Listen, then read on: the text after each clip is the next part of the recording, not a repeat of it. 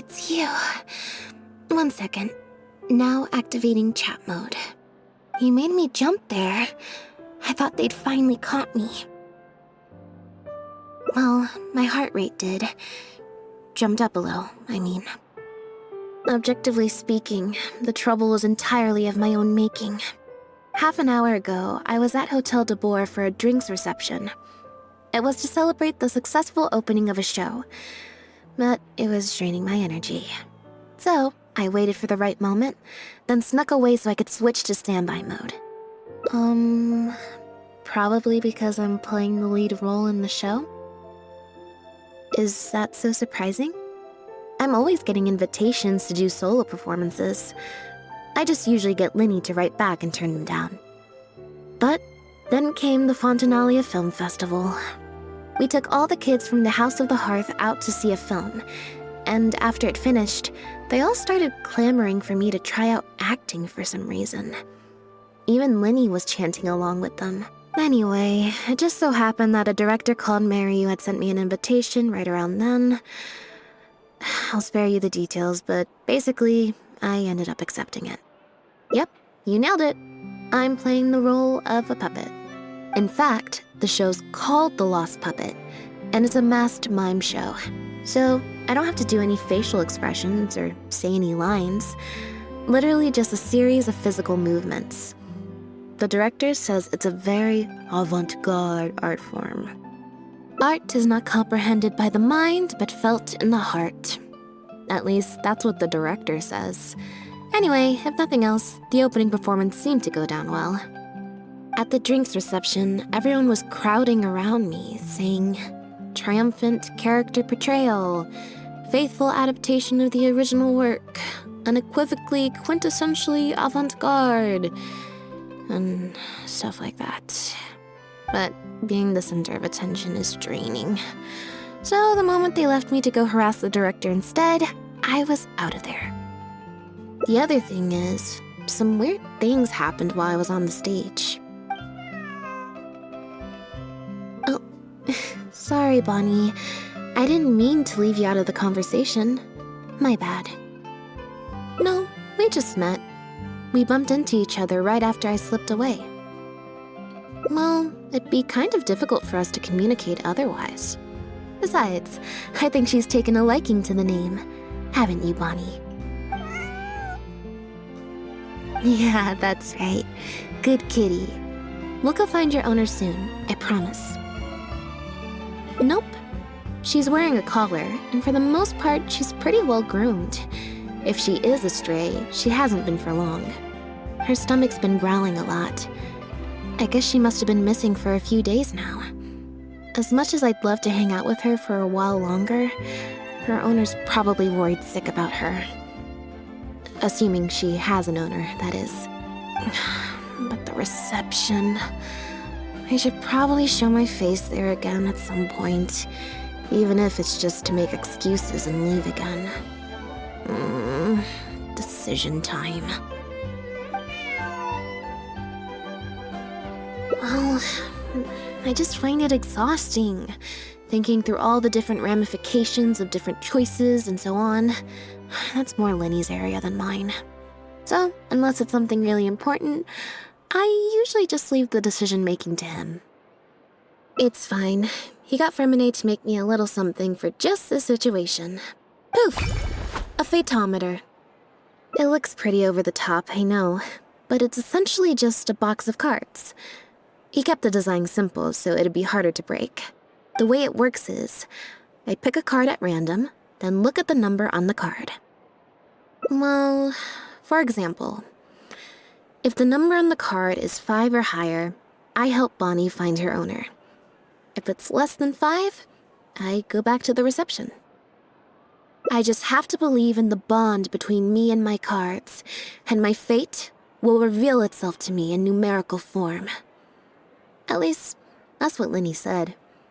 Anyway, I guess I'll give you a demonstration.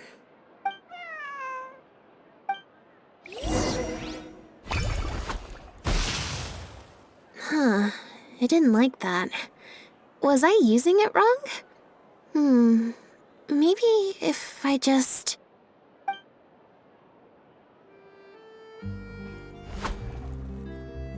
Clearly, there's some design flaws to iron out.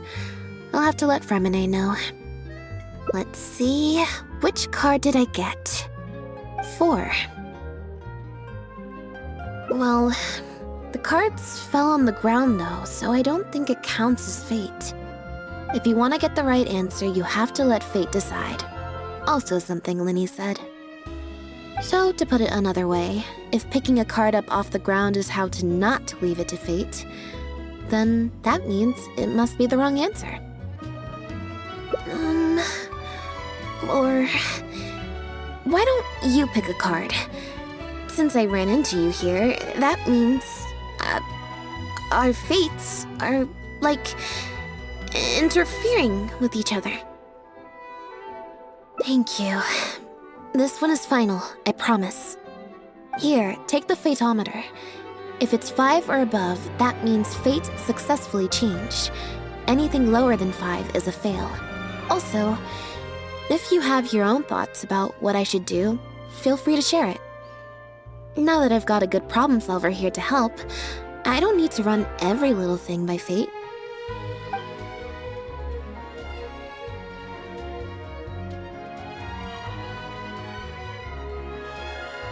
Alright. Then let's see where fate will lead me.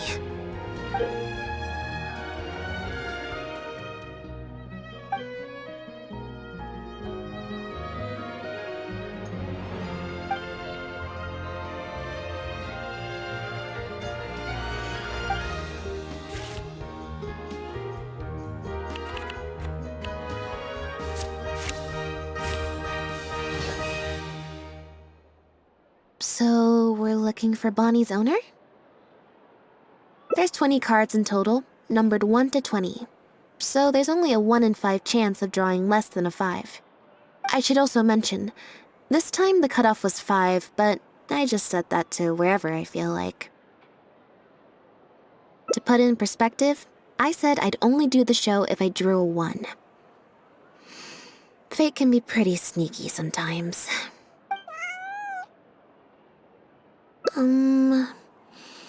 I think I'll go to the Steambird and see about putting an ad in the paper. You wanna come along? I think Bonnie wants you to come with.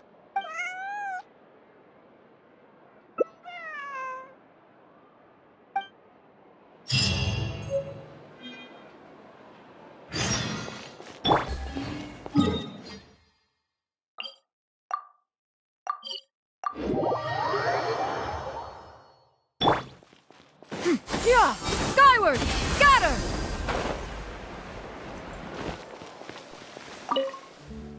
Every stupendous day starts with a Steambird! Oh, hi Lynette. Hi Traveler. What can I help you with? I don't think so. Have you picked up a stray? Yep. If there's no commission to follow up on, could we post a notice about the missing cat instead? Why, of course. What a kind thing to do. Just fill out the form.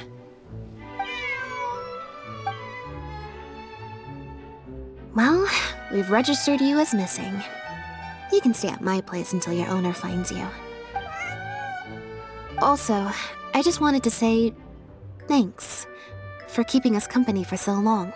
Well, I should probably head back to the drinks reception. Hopefully most of the people have left by now. If you've got some time, you should stop by my place tomorrow to see Bonnie. There's a nice cup of tea in it for you. Alright, see you then.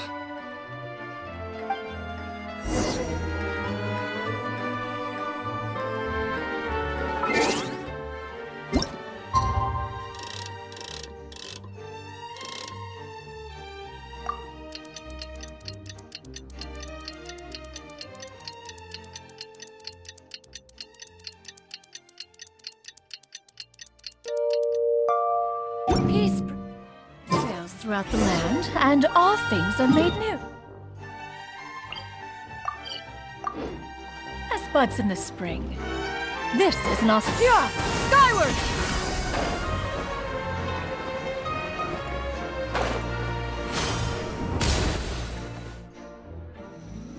I believe this cat belongs to me.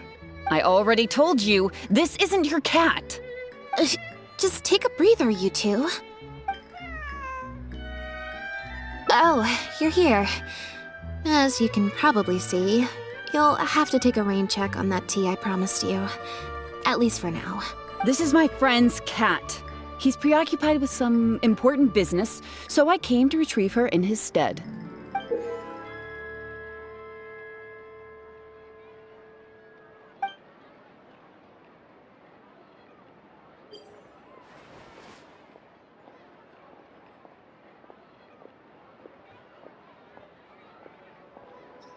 No. It's far more likely this cat escaped from the Humane Society.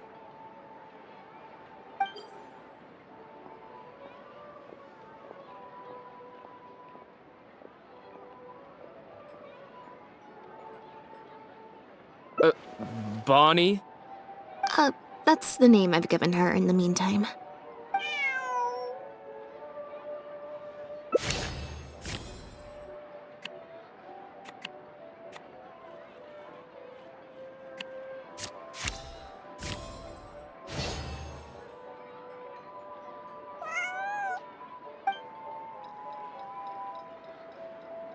Well, this complicates things. I told you before. This is my friend's cat. It's normal for her not to trust me. Listen, I'm the director of the Humane Society, okay? We've got so many strays, dogs, cats, you name it. I'm not even the one feeding them most of the time. You can hardly expect the cat to recognize me. She just looked somewhat familiar, so I came to check, just in case. If she turns out to be one of ours, I'll take her back. Simple as that. Even if that's not the case, the Humane Society could still take her in, if no one else comes to claim her, that is. We're an organization that specializes in rescuing and sheltering stray animals. We've been in business for several decades now. I'm Bernard, the current director. The Humane Society. Huh. The name sounds familiar. I remember hearing good things. You're the one in the Quartier Lyonnais? Yes, that's the one. Anyway, if it's not too much trouble, could I possibly take a closer look at the cat? If it turns out I really am mistaken, I suppose that means the cat belongs to this lady here. She would be the only remaining option after all. It belongs to my friend. Go on, Bonnie.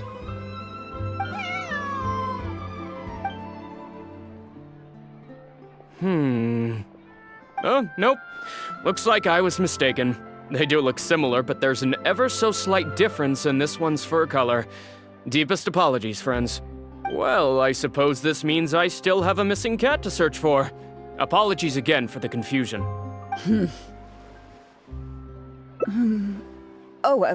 Yes, exactly. Wait a second. You lied earlier, didn't you? Lied? I'm afraid I don't know what you mean. A liar always has a tell. The look in their eyes, their breathing pattern, the way they hold themselves. The things that can give you away are often more numerous than you would think. What are you talking about? The way I see it, you're conflating baseless conjecture with fact. Normally, when someone is called out, their breathing speeds up as they begin to panic. But your breathing pattern hasn't changed one bit. In fact, it's been strangely calm and measured this entire time. It stands to reason, then, that your agitated behavior earlier was all an act. If you're a bad guy, I'm sure you'll take off running the first chance you get. If you're a good guy, the most likely explanation is that you're a member of the Guards, or some similar organization. And you're basing this off of? Intuition. Nothing more. Intuition.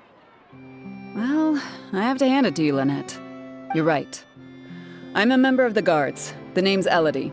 I'm currently investigating a cross-border smuggling case. This cat here, Bonnie was her name? Well, her owner is one of the prime suspects of our investigation.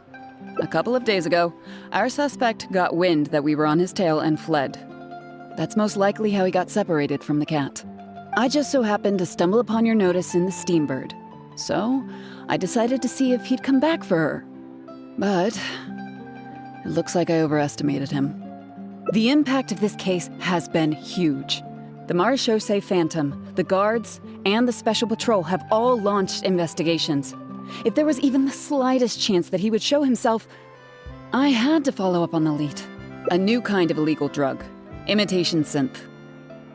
We confiscated all the synth on the market, but addiction isn't something that goes away overnight.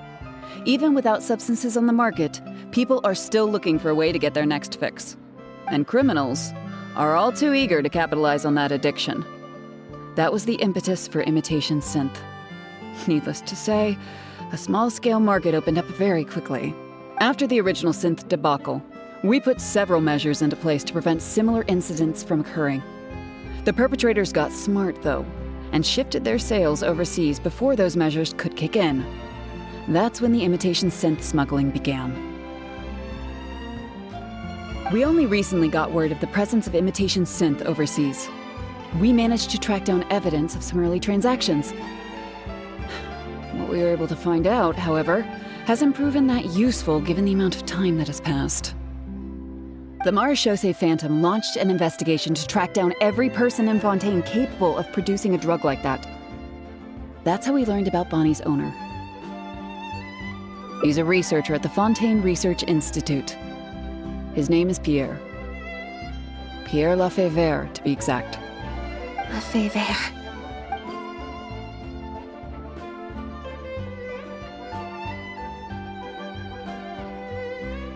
The Merieux Phantom found him in Poisson. In addition to the cat, he also had a pendant with him. At first, there wasn't much cause for suspicion. A search of his house didn't reveal much to go off of either. The Merieux Phantom very nearly left it at that. It was only later that we realized the coat of arms on his pendant belonged to none other than the Lafayette family, one of the most infamous aristocratic families in Fontaine. Obviously, this discovery prompted a further investigation into Pierre. At that point, however, we discovered that he'd already fled. Now the guards and the Special Patrol are all searching for him. That's not possible, actually. The Lafayette family has... Exactly. Many years ago, several important members of the family, including the patriarch, were murdered by an assassin of unknown origin. From that point on, family's power and influence took quite the hit. The family is engaged in all manner of crimes. As you can imagine, there's no shortage of people waiting in the wings to take their revenge. And with the family severely weakened, they were able to do just that. Most of the remaining family members succumbed to sickness or hunger. The ones that survived are currently living out their days under a new identity. Pierre is one of those very survivors. He's been hiding away in the Fontaine Research Institute all these years. His true identity unbeknownst to all. Until now, that is. Well, my fellow guards have told me all about how smart and courageous you both are. And I know you possess a strong sense of justice. There could be a chance that Pierre, or one of his accomplices, might attempt to get close to Bonnie.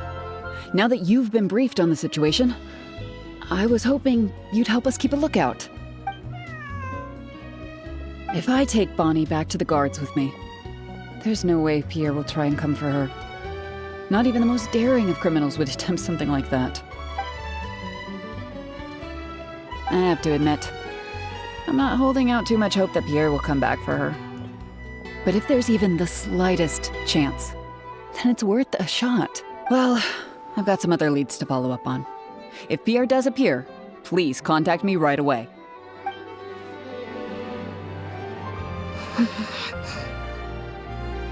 It's nothing. I'm fine. It's just... the head of the Lefebvre family. He was the eminent person who kidnapped me all those years ago. It was at a dinner party. Someone tricked me into boarding the Lefebvre family carriage. Whoever it was, they took me back to their home. But before anything worse could happen, Father intervened. Yep. Father was the one who orchestrated the fall of the Lefebvre family. That's what led Lyney and I to join the House of the Hearth. After all these years. I never thought I'd hear the Lefebvre name again. Don't worry about me. I wasn't feeling sorry for myself. I was just thinking about Lyney. He's been acting strange recently. He avoids me for days on end, consumes himself with some secret investigation, and then out of the blue pushes me to do that acting job. Thinking about it now, it's almost like the one I drew from that deck of cards was part of his plan all along. He must have asked Fermine to help him out. In any case, I know he's hiding something from me. He's really pulled out all the stops this time. It's very possible. I'm sure he tried to send me away because he was afraid it would bring up some painful memories for me. It wasn't necessary, though.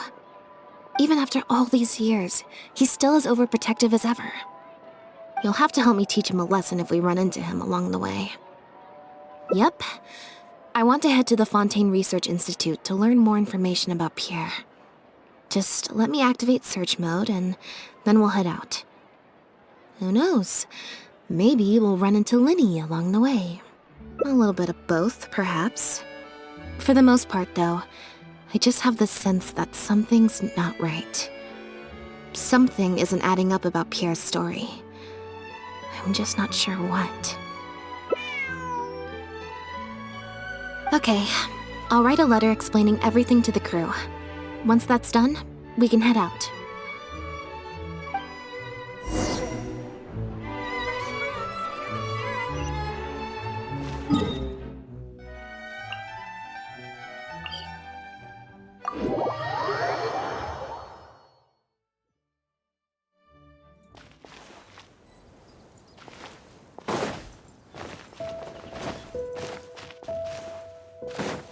Yeah! Scatter!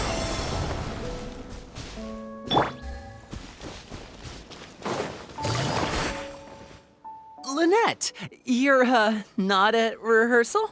You can drop the act, brother. In fact, I don't think either of us will have a need for acting anytime soon. You should know better than to try and keep something from me. You've never been able to do that, even when we were kids. And that's why I tried to distract you with the masked mime show. But I guess you're just too good. Care to introduce us to your new assistant? This is Officer Shovras, captain of the Special Security and Surveillance Patrol. You may have met her already. Nice to see you. I should clarify something. Mr. Lyney's here at my invitation, not the other way around. To borrow your expression, Miss Lynette, I suppose that would make him my assistant more than anything. We've brought on Mr. Lyney as a consultant in the past. He was instrumental in helping us crack a case involving a perpetrator who used magic tricks to commit crimes. I was hoping he'd be able to provide some valuable insight this time around as well. So you've heard everything then? That's exactly why we're here. There's always been questions surrounding the fall of the Lefebvre family. Some people even believe the House of the Hearth was involved. Whoever was behind it all was extremely cautious. They didn't leave a shred of evidence. This very fact, however, leads me to believe it was indeed the work of that harbinger. I took a look at the entrance and exit records of all the carriages that night. Let's just say it wasn't hard to deduce that there's ill will between you two. Don't worry, I don't have any evidence to that effect, and I certainly don't plan on going to bat for such a despicable family. Plus, you were victims back then more than anything. I sought Mr. Lyney's help with the smuggling case, nothing more. The way I look at it, it's a collaboration between us as people, not the organizations we represent. Besides, by working together, we can expose the truth as quickly as possible. You can hardly say that's at odds with the justice my organization strives for. Not at all. I was planning to invite you from the very beginning, Miss Lynette. It's just that my assistant here raised some objections. Lyney, I'm not the same person I was back then. That little girl who did nothing but cower in the corner in fear, she doesn't need saving anymore. I'm sorry, Lynette. You're right. I let my concerns get the better of me. Oh, and the next time you want to distract me, you should try a different approach. Who's this? You pick up a stray while I was gone? It's a bit complicated. I'll explain later. Anyway, her name's Bonnie. Well, if there are no objections, then I suppose the only thing left to say is... Lynette, Traveler, welcome to the team. It appears the Lefebvre family was very particular in their use of insignias and emblems. The family would use different emblems to mark differences in status, blood relation, and the like. In fact, the insignia that was discovered on the pendant was used to represent an illegitimate child. It's highly likely. That very status might have been what allowed him to emerge from the fall of his family relatively unscathed. It would also explain why he was able to assume a new identity as a researcher with relative ease.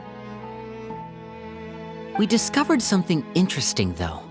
After talking to some of his co-workers, it appears he pretty much works at the Institute in name only. He's practically been cast out. Apparently, Pierre was once addicted to synth. He tried to use the resources at the Institute to create a substance with a similar effect. He claimed it was just for research purposes, but the Institute revoked his access to the relevant materials regardless. He was placed on disciplinary leave, pending a thorough investigation of his actions. But it seems the Institute ran into some trouble along the way. Could have been a lack of personnel or a timing issue. In any case, they had to table their formal investigation into Pierre. Unfortunately, that also included reporting any relevant information to the higher authorities. As for his family background, it appears none of his co-workers at the Institute were aware of that information. All they could tell us was that he was quite the recluse. Other than the pendant, we didn't find anything else of note at his residence in Poisson. Based on the samples of imitation synth we've been able to analyze, it appears the substance leaves behind strong traces wherever it's produced or stored. Those traces might not be obvious to the casual observer, but they're not something our guard poodles would miss. Pierre's home, though, came up completely clean. We didn't find any records indicating possible involvement in overseas transactions either. So, the Merieux Phantom didn't view him as a major suspect at first. Maybe he had a separate, dedicated area where he made the imitation synth. Well, his neighbors did say he was often gone for long stretches of time. You would think with him out and about so much, people would have spotted him around Poisson, but residents said they barely ever saw him in town. If his reclusive nature was just a matter of keeping a low profile, I guess it would make sense for him to have a secret base to carry out his business. After he disappeared, the guards conducted a thorough search of Poisson, but they didn't come across any suspicious locations. Poisson. You know Hotel de Boer, where I first found Bonnie? To get there from Poisson, you have to cross a stretch of ocean. It's not somewhere a cat could just wander off on its own. A cat? You mean... Bonnie is Pierre's cat. Oh, that's right! When the Merieux Phantom first tracked him down, I remember there being something about a cat in their report. So this is her? From what we've learned about Pierre's habits, he doesn't seem like the type to venture out without a purpose. So what you're saying, Lynette, is that Bonnie couldn't have gone missing in Poisson. If that's true, then... Exactly. Bonnie might even know where it is. Wait, you think the cat can lead us there?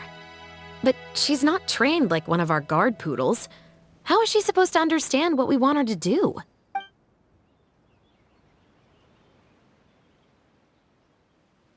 Meow. Meow meow. Meow?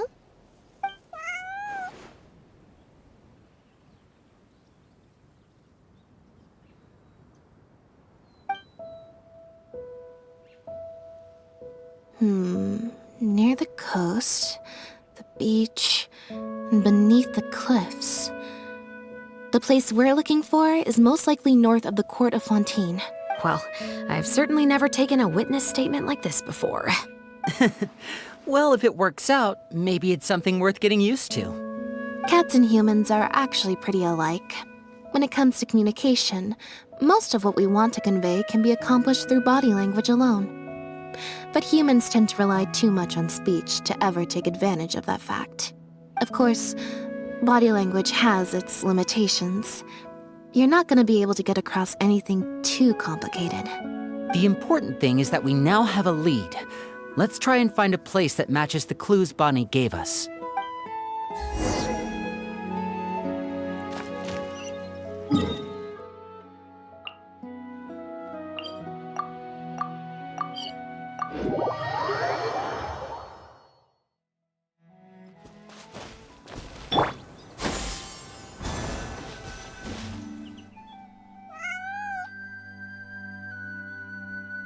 Seems like Bonnie is trying to take us somewhere.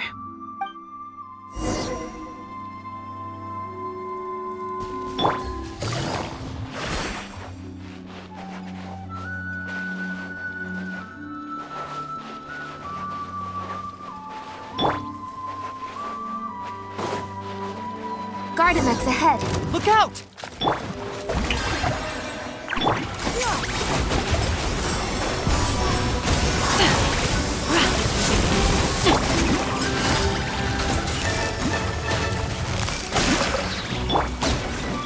Congratulations!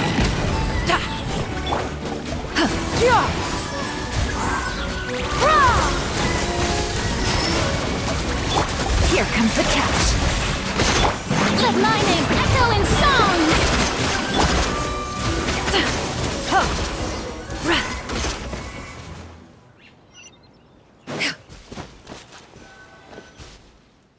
Wow, Lynette, you found this place so easily. If I thought there was any chance you'd say yes, I'd recruit you into the Special Patrol here and now. No question. Sounds familiar. I pretty much receive letters daily from people trying to poach her from me. Let's just focus on our search. There's a lot to investigate.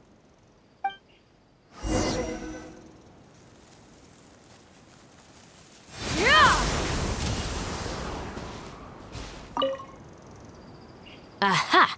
Just as we thought. This is where the imitation synth was being made. Looks like he's got more than just imitation synths stashed around here. In addition to the raw materials needed to synthesize the substance itself, there's a large quantity of cleaning agents and a few drugs I haven't been able to identify. These cleaning agents are likely used to dispel traces of the substance, like its smell. The Special Patrol did some digging into imitation synth. Our records indicate that it's very difficult for ordinary people to detect traces left behind by the stuff. I'm sure that was the case for Pierre as well. It must have taken a considerable amount of time and skill to ensure all those traces get washed away. But what are these other drugs for?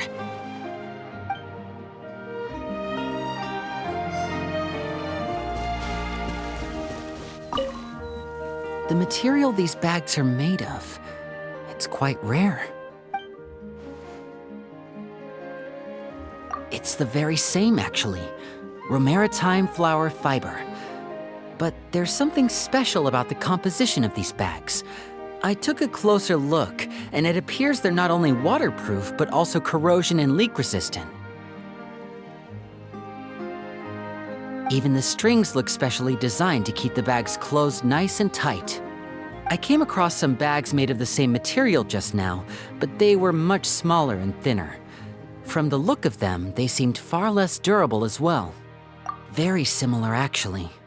Normally, it would be easy for a guard poodle to sniff out the imitation synth, but if it was sealed away in a bag like that, it might be possible to elude detection for some time. But what could these big bags be for then? If the goal is to keep the imitation synth hidden and sealed away, these bags seem a bit too conspicuous.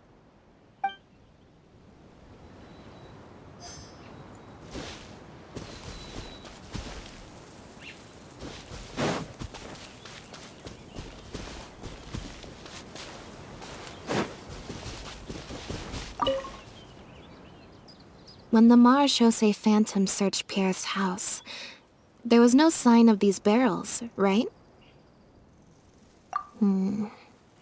You're right. That doesn't seem like his way of doing things. How did he get them here, then?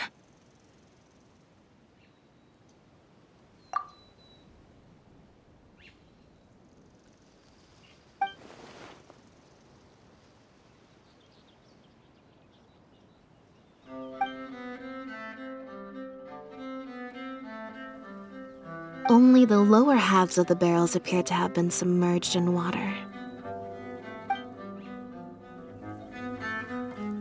Based on the various ingredients we found, this appears to be where Pierre was cooking up his imitation synth. It looks like he used a special cleaning agent to get rid of any residual traces of the substance on his person before he left. That's how he was able to get past the guard poodles. So then he transferred the imitation synth into small sealed bags and took it somewhere else for the drop-off. No. I don't believe our suspect is the kind of person who'd go around carrying incriminating evidence with him. That would potentially create too many eyewitnesses. The cleaning agent and the sealed bags might get past the guard poodles, but if a member of the public or even a guard on patrol happened to see him during the drop-off, a quick search would reveal everything. That's still a very risky operation. The barrels we found were wet around the base, but the top half was dry. As if they'd been standing upright in the water.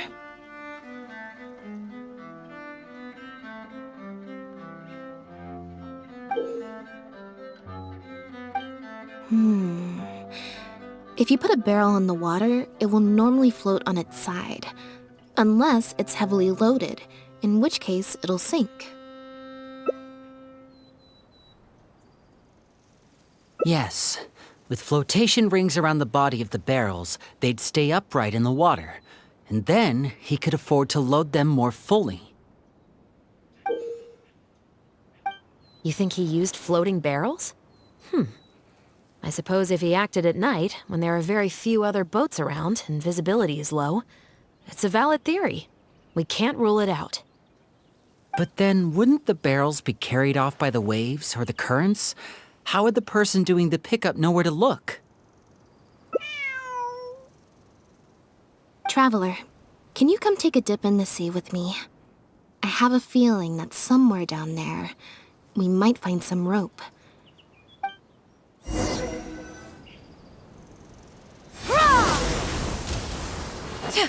Yeah! Skyward!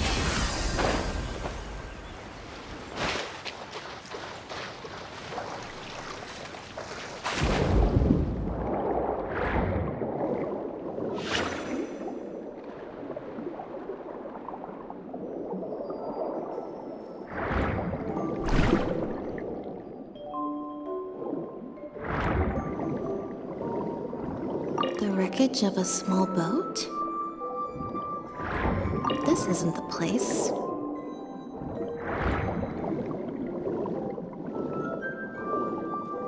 This isn't the place.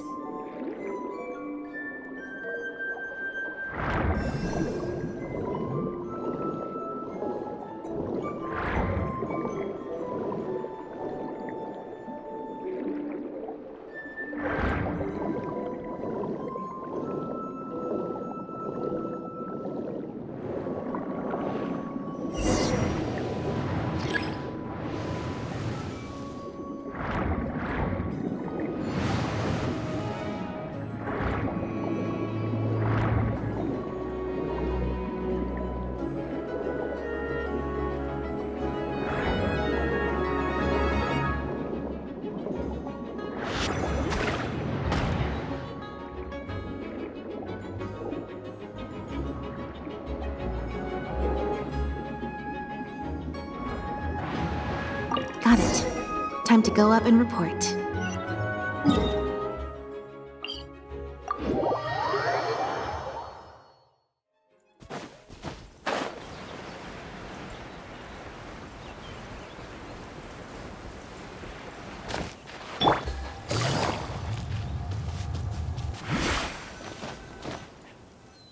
As expected, we found a few pieces of rope and some anchoring stones underwater. If you attach them to a floating barrel, it would look like this.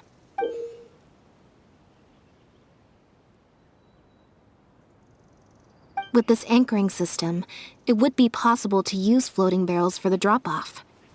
You would just need to drop them in the water at the agreed-upon location. We also came across the wreckage of a small boat. It must have been left out on the water and capsized due to the force of the wind and waves. Its small size, however, would have made it perfect for staying undetected. Let's talk this through. Based on the evidence we've collected, it seems like Pierre would row a small boat out to the agreed-upon transfer point, drop off the barrels, leave, and then row back and retrieve them after the transfer was complete. It could be that he was trying to avoid meeting up with his associate face-to-face. As one of the sole survivors of the Lefebvre family, maybe he was just used to that sort of elusive lifestyle. It seems like Pierre deliberately chose the floating barrel method so that the goods could be dropped off and picked up at separate times. That way, the two parties wouldn't have to meet each other. Well, if that's the case, they must not have a very close working relationship. Let's not jump to any conclusions just yet. Assumptions can be detrimental to solving a case. It's possible they were just trying to keep a low profile. Two boats sailing to the same location at once could be too conspicuous. The most important thing is that we can now confirm Pierre wasn't acting alone. The floating barrel drop-off system is proof enough of that. Let's say for now that he was only in charge of producing the imitation synth. That would mean there has to be at least one other person involved in the operation, likely in charge of transporting the goods across the border. Since we've determined that the goods were transported by boat, maybe we can track down some travel logs or something. We can certainly check the various ports for that information. It's possible, however, that Pierre's associate also used a small boat for the transport, and docked along the shore rather than at a large port. If that's the case, it's unlikely there would be any record left behind. Absolutely. Before Pierre disappeared, we made sure to investigate all sorts of outward-bound vessels. We also had port authorities keep a lookout for anything suspicious. Unfortunately, we were never able to find out how they managed to get the imitation synth across the border. You're right. Whatever vessel was used for the pickup, the person responsible for smuggling the substance out of Fontaine would have had to use a larger vessel for the actual transport. That's the only way they would be able to smuggle on a large enough scale to make a profit. They must have found a way to disguise the imitation synth to clear port inspections. Exactly. We can't let any opportunities slip through the cracks. Although, given the amount of ports that could be involved, we should probably split up. I'll run home and ask some of my brothers and sisters to try and dig up some information. I should also head back and update my platoon on our progress. I'll grab some reinforcements while I'm at it. All right. Come on, Bonnie. You too.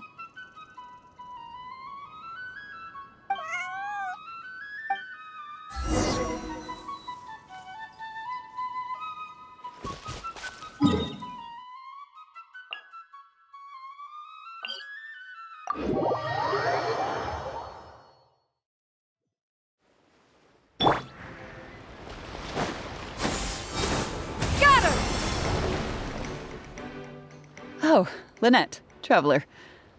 And Bonnie, too. What brings you all here? Did something happen?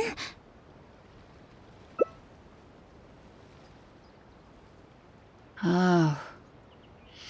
I see. Thank you for everything you're doing for the people of Fontaine. I'm in charge of guarding the port. You mentioned you were after some travel logs, right? I can go fetch those for you. Looks like I've got another hard day of work ahead of me. No, not usually. It's this incident that happened recently. Before that, everything was normal. All we had to do was confiscate anything suspicious and we could call it a day. Pretty simple stuff. But things are much more complicated now. We somehow let suspicious cargo pass through the port undetected. Not even our guard poodles were able to sniff it out. Even worse, we still don't know how the perpetrator was able to conceal the goods so well. By suspicious cargo, do you mean imitation synth? Yep. However, prohibited substances are just one example. We confiscate all sorts of contraband during the course of our inspections. Or at least, we're supposed to. So what happens to the goods you confiscate? Oh, we keep them in a storage locker. If they turn out to be something particularly dubious, we'll turn them over to the maison. If the goods are only slightly suspicious but could otherwise be harmless, like raw materials that could potentially be used to create contraband, we return them to the ship they were confiscated from, instead of letting them pass through the port. Sorry for the wait. These are the travel logs for all the recent activity at the port.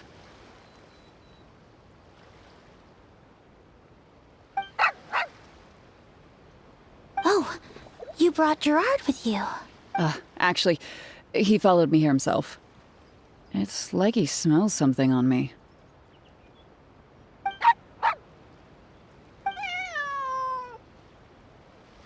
Huh.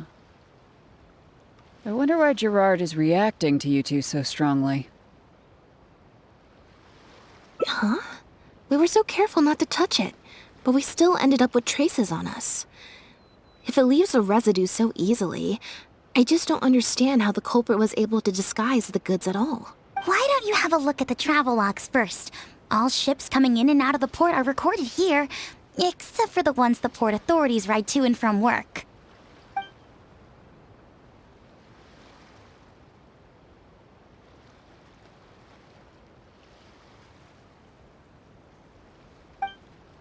The Humane Society. Their name is all over the exit logs. The purpose for leaving is always listed as overseas adoption. Ah, the director of the organization explained that, actually. He said a lot of the cat and dog breeds unique to Fontaine are also very popular overseas. So, his organization offers an overseas adoption program. Bernard, the director of the Humane Society, was the man who came looking for Bonnie earlier.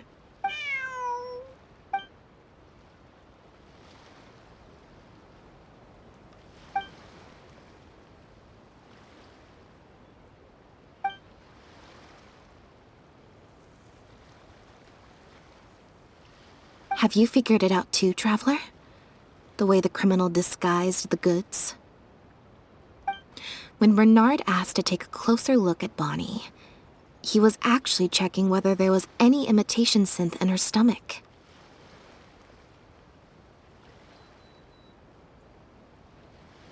Wait, what? The sealed bags we found at the secret base. They were specially made to be corrosion resistant. And there were gaps around the lids of the barrels, and airbags were used to keep them upright in the water. Those drug Shivers found at the secret base, she most likely didn't recognize them because they're not used on human beings. It's an anesthetic used on pets. The perpetrator must have given it to the animals. Pierre must have made the animals swallow the sealed bags full of imitation synth at his secret base. Then he stuffed them into floating barrels and left the rest to Bernard. The sealed bags combined with an animal's body odor would certainly be enough to mask the scent of imitation synth. During our inspections, we would have never thought to inspect the bellies of those animals for anything suspicious. Even if we tried to feel around for something, I'm sure it would be difficult to detect. Exactly. I bet Bernard even transported animals with synth in their stomach alongside ones without. That way, it would be even harder to say with certainty that something was amiss. She's probably in the clear. Otherwise, Bernard would have never left without her. I'm guessing he didn't know whether Pierre had already hidden the next batch of imitation synth before he fled. Just imagine. He sees the notice we put in the Steambird, and it turns out that one of the very cats he gave to Pierre for the smuggling operation is out in the open, roaming the streets of Fontaine. If Pierre had already hidden the next batch of imitation synth, then Bonnie would practically be living proof of their crimes. He would have had no choice but to go after her. So, that's why he came to find you and insisted on taking a closer look at the cat. Wait a second, I'm a little lost here. I get the part about hiding the substance in the pets, but those... what did you call them again? Floating barrels? Why Why even put the animals in there in the first place? If you've got something as convenient as a floating barrel, why not just stuff it with the imitation synth directly? Why not wait to hide the stuff until after the exchange has been made? In order to make sure the animals could swallow the sealed bags, they made them extremely thin. Had they not done that, the animals would have likely bitten or chewed through them. That step would have required a lot of energy, as well as a certain amount of technical expertise, so it was better left to the more experienced Pierre.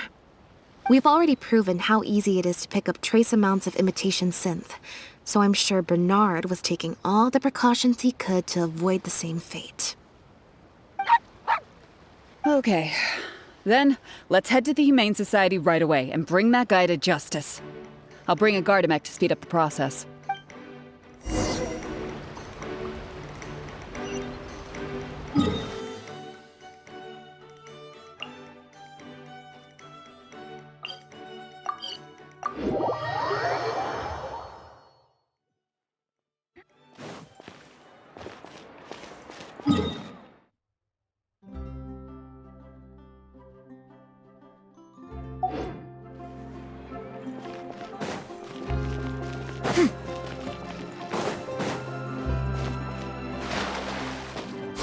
Skyward!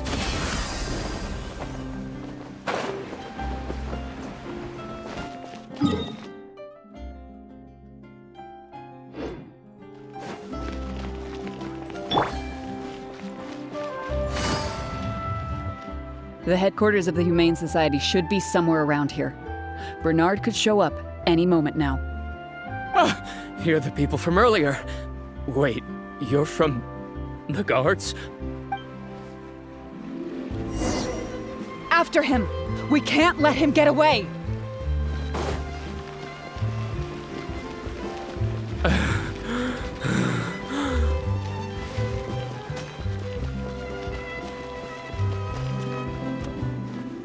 Give it up, Bernard. Mercy. Have mercy. I'll talk. I'll tell you everything I know. The Humane Society has done so much good over the years, and yet you have committed such an atrocious deed in its name. Look, I didn't have a choice, okay? My father cared about those blasted animals so much, he didn't bother to take care of his human wife and son at all. While those animals were showered with love, I lived worse than a dog. No one asked. Tell me, how did you first get to know Pierre? Well, after I took over the Humane Society, it gradually became harder and harder to maintain its operations. Until one day, someone suddenly passed me a letter. It said that I could stand to get a large sum of money as long as I helped them to transport some animals abroad. It was only after a few such transports that I finally understood what I was really transporting. But then, Pierre wrote to me, saying that we were already partners in crime and that I better keep cooperating with him if I didn't want to be reported to the guards.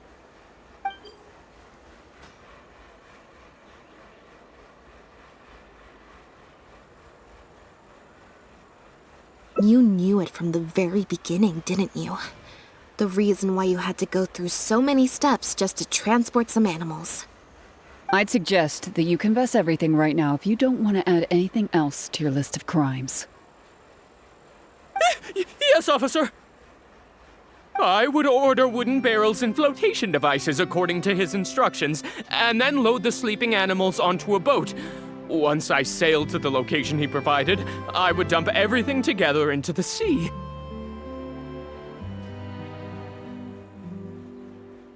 And a few days after that, I'd come by again in my boat and pick up the animals sleeping in the barrels. Once I had received enough of them, I'd bring them to the harbor to be adopted abroad. That guy, Pierre, he was running the entire show. He set up all the meeting times and found all the foreign adopters. Oh, and he even supplied all of the goods too. I just did the transport. He was the one who planned out and executed everything else. Look, I don't know, okay? I've never ever met him in person. We've only ever communicated through letters. And when did he send his final letter to you? Just last night, he said that the Merieux Phantom is now after him, so he's planning to go into hiding for some time. He didn't mention where he's thinking about going, though, but he did tell me to look out for the guards. It's been a few days since Pierre's last appearance. I'd wager that he sent that letter after he found his hiding spot. I burned them. It was on his orders. I had to burn every letter after reading them. I wasn't even allowed to share them with the rest of the Society employees. Sure sounds like you're trying to use the lack of witnesses or evidence to pin the blame on Pierre. No, I swear, this time I'm only telling you the truth. Well, we can check the truth of your statements at the Opera House. I hope you know what'll be coming for you if I were to find any discrepancy between the evidence and the testimony you just gave. I know, I swear I was just telling the truth. My thanks to you both. Had it not been for you, I really don't know what would have happened to this case. Bonnie helped, too. That's true. It was all thanks to her that Bernard was finally exposed.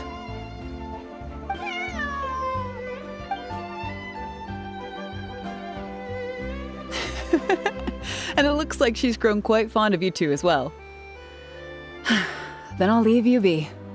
Just let me know if you find any other new leads.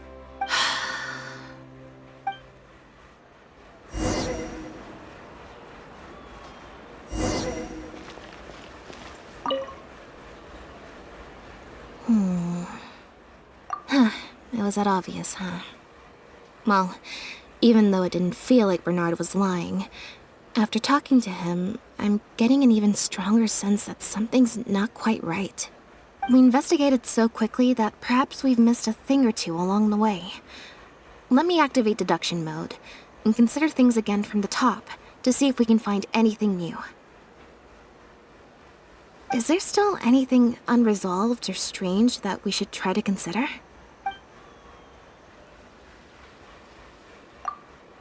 The Merieux Phantom found Bonnie and the Lefebvre pendant at Pierre's residence. That was the beginning point of our investigation.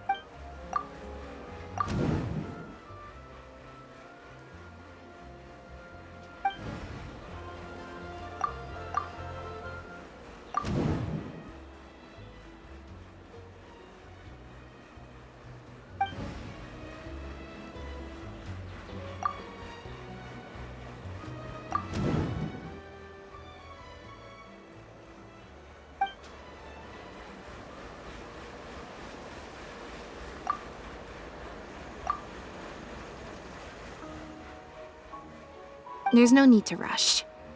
Let's see if we can find any other suspicious points about this case.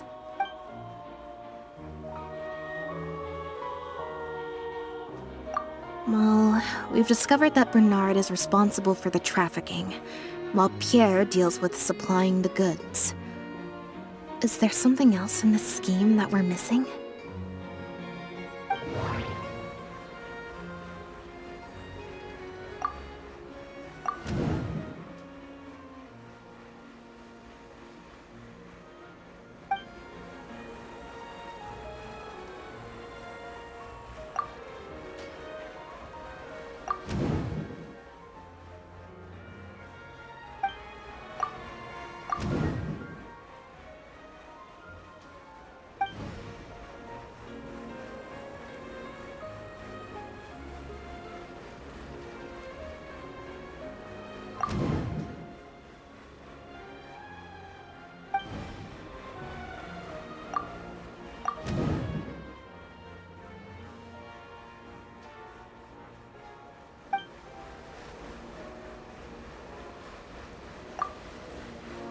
Yeah, according to Bernard, Pierre also supplied all of the goods. But if the Marechaussee Phantom's records are correct, Pierre should have lost all access to the materials required to create the imitation synth. And the Institute has also not reported any theft of their stocks. Bernard claims to have received a letter last night from Pierre. In the letter, Pierre stated that he had gone into hiding. Is there something wrong with the letter?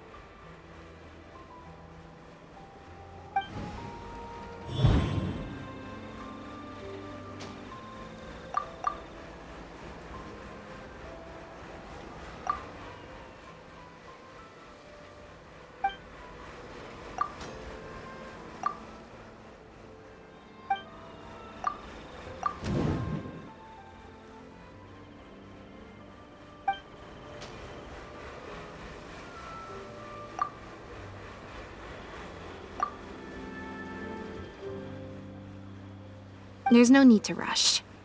Let's see if we can find any other suspicious points about this case.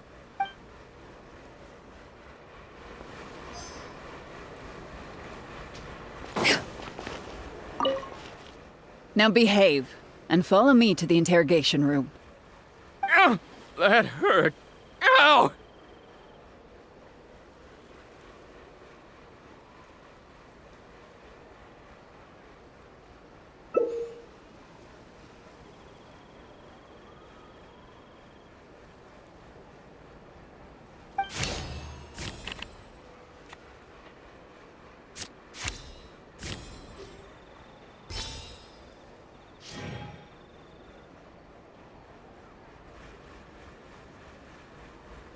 Is everything really over?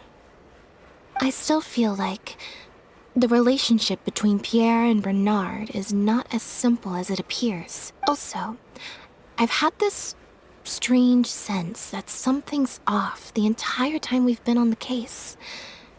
And it has only gotten worse.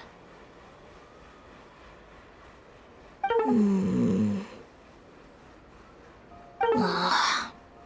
No good. I've still got nothing, and I'm nearly out of energy. All right, I'll stop thinking about it for now. At the very least, we've made it so that no more animals will suffer like those poor animals did. And that's what I hope.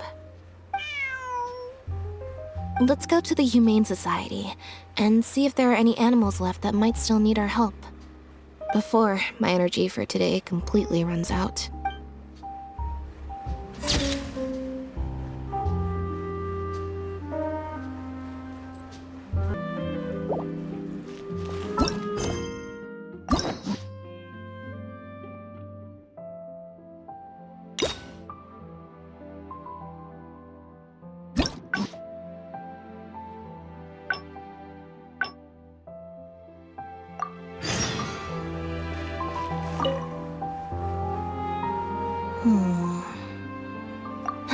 It was that obvious, huh?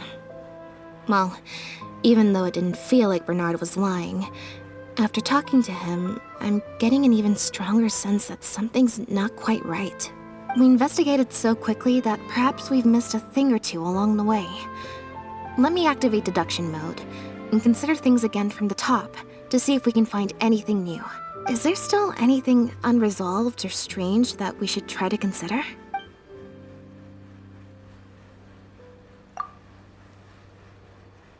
Bernard claims to have received a letter last night from Pierre.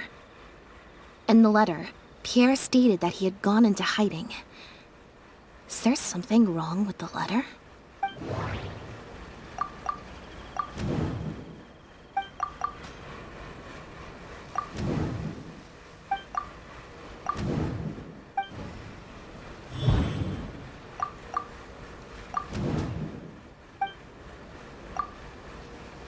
If Bonnie had imitation synth in her body, then she was a liability that had to be recovered at all costs. But if she wasn't carrying anything, then it would have made sense to tell Bernard not to worry. And thinking about it, Bernard only attracted our attention in the first place because he came to look for Bonnie. Could it be that the person who wrote the letter also knew nothing about Bonnie's whereabouts? Or they had a separate goal entirely? Well, we've discovered that Bernard is responsible for the trafficking, while Pierre deals with supplying the goods. Is there something else in this scheme that we're missing?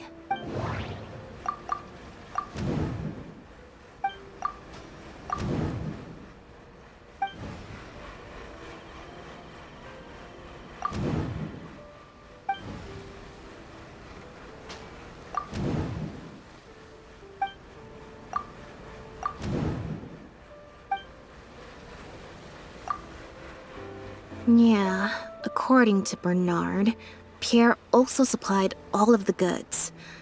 But if the Merieux Phantom's records are correct, Pierre should have lost all access to the materials required to create the imitation synth. And the Institute has also not reported any theft of their stocks. The Merieux Phantom found Bonnie and the Lefebvre pendant at Pierre's residence. That was the beginning point of our investigation.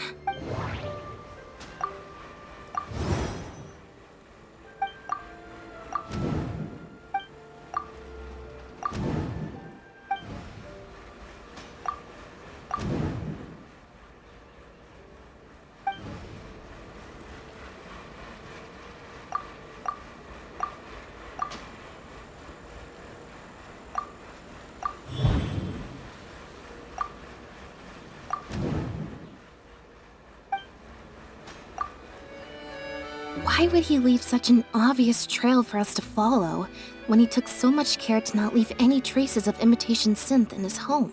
The final question is, why did I sense that something wasn't right after hearing Bernard's testimony? Even more so than before.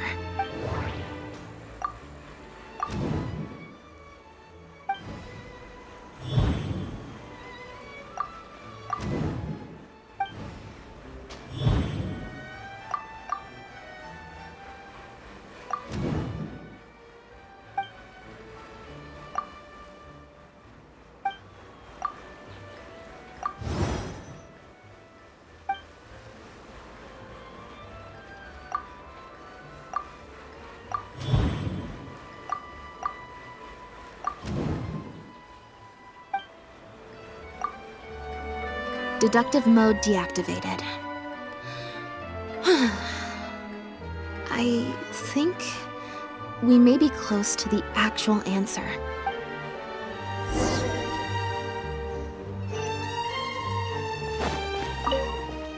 Now behave, and follow me to the interrogation room. Ow! That hurt. Ow!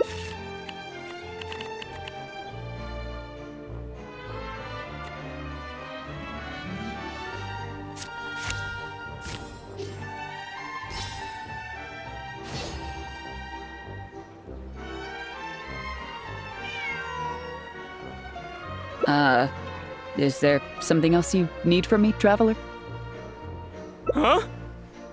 I see. It all makes sense now. Hey, what are you talking about? Look, even our confessed criminal here has no idea what you're saying. Because he has been kept in the dark all along. And I assume it's the same with Pierre.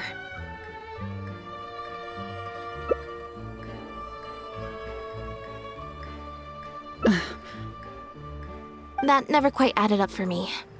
Why did Pierre feel compelled to return to his home with Bonnie and the pendant and make them so easy to find for the Merieux Phantom? Both of these things are in stark contrast to his usual meticulous and vigilant behavior. There's only one reasonable explanation. He was following orders, just like Bernard. He probably received the following instructions right before the Phantom came knocking on his door. Bring the cat and the pendant, and our undercover agent will be sure to help you. Unbeknownst to him, however, the third person who wrote that letter to him had long decided to sacrifice him and Bernard to save themselves. What? You can't be serious. There was a third person involved? If you focus only on Bernard's testimony, it's easy to believe that only Bernard and Pierre were working together. The case appeared extremely simple. Bernard did the trafficking, Pierre the imitation synth production, drugging, and stuffing. Wait. But that doesn't make any sense. If that's the actual truth, then as soon as Pierre is caught, he'll explain his side of the story and the third person will... Yep, which is why the third person made sure that Pierre would never be found again. Once they had instructed Pierre to expose himself, the third person wrote to Pierre again, suggesting that everything had been taken care of, and he should take Bonnie and safely return to his base. Of course, Pierre's disappearance at such a sensitive time immediately made him a prime suspect. Knowing that Bonnie had last been seen with him, all the third person would have to do from that point on would be to lead the Phantom to investigate the Humane Society and get Bernard to confess the truth. Wait, so you're saying that the letter I received yesterday, the one that made me think Pierre was still alive, it was also sent by the third person? Is that what happened? I'll get back to headquarters right away and reinvestigate this case from the top. Chevra said that assumptions can be detrimental to solving a case. Someone among us, however, has been feeding us all kinds of preconceived notions ever since our first meeting. They suggested that Pierre's disappearance was an attempt to escape the judgment of the law, and that Pierre was a scion of the Lefebvre family. But if the disappearance is truly just a cover-up for a murder, then couldn't the true scion have been an illegitimate daughter, rather than an illegitimate son? Huh? Haven't you taken this joke a bit too far? You're right. I did let a lot of assumptions get to my head when I first started to talk to you about the case. I'll make sure to correct my behavior. You deliberately fed us lies, but even you could not control every last detail of your plan. There was a flaw in your scheme, and something didn't quite go as planned. Getting the Merieux Phantom to notice Pierre was only the first part of your plan. Had they failed to take notice of the Humane Society, they could have cast a wider net. And you couldn't predict what they might possibly find, if given enough time. This, of course, was the main weakness of your plan. As someone accustomed to acting from behind the scenes, you didn't want to take the risk of personally proposing a raid on the Humane Society. So, you thought about pulling a few more strings, so all the suspicion would point towards Bernard and his society. Once the Phantom expanded their search, it would only be a matter of time before they found Pierre's base. If a cat last seen with the suspect turned up dead at the imitation synth base, it wouldn't be long until the Phantom would figure out exactly how she had been mistreated and turn their eyes towards the one organization that has been sending boatloads of animals out of Fontaine. It was probably during your ambush of Pierre. You didn't even have the time to check if she had already been stuffed full of imitation synth. Still, you soon found another opportunity. Before long, Bonnie had made her way back into the city, and even popped up on the Steambird. Like Bernard, you desperately wanted to confirm the contents of her stomach, so you hurried to find us.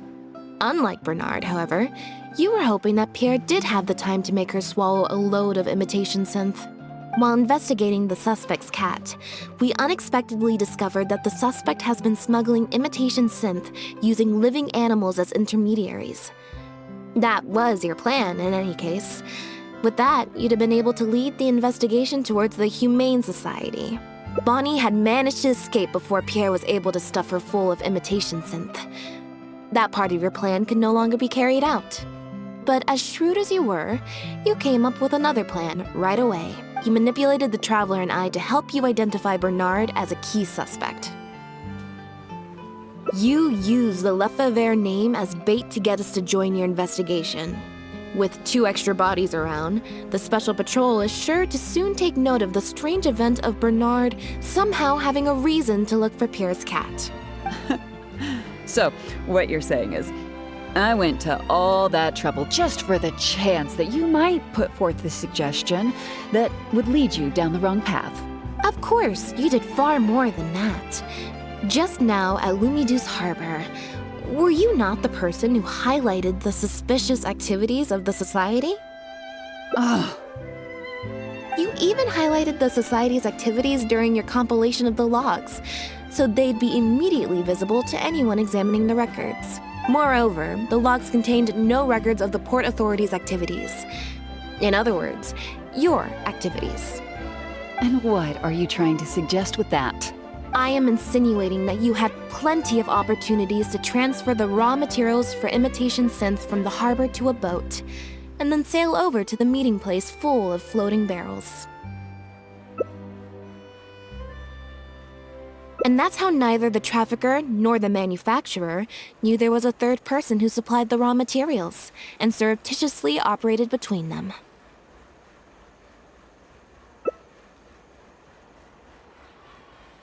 Pierre manufactured imitation synth using the raw materials you provided, stuffed the animals, and placed the animals back into the barrels. Having received the green light from you as Pierre, Bernard then retrieved his animals and shipped them out of Fontaine once he had received enough for a full batch. This is the truth behind your smuggling ring. I can't believe it. I never put two and two together. You've sure got an extremely lively imagination. So what do you think she's going to say next? Ever thought about a career in writing crime novels, huh? It appears that it's quite easy to predict what you'll think or say. Then if we apply that to this case, we can also think of a few places to look for incriminating evidence. You know very well that this case will not end until Pierre is found, so you will have him commit suicide out of fear and shame to end the investigation for good. That way, you can also pin the blame for the overseas smuggling activities, the theft of the harbor's confiscated raw materials, and even the Lefebvre name on him. After all, dead men tell no tales. But you still want it to appear as if he had sent that last letter to Bernard, so you have to make sure he cannot be found until after Bernard has confessed to the authorities. To do that, you either will hide his body until you've found an appropriate time to set up a fake suicide scene, or you'll dump it someplace where it'll be hard to determine the exact time of death. Submerged in water, for instance. The location would ideally allow you to keep the body hidden for some time while also letting you keep an eye on it.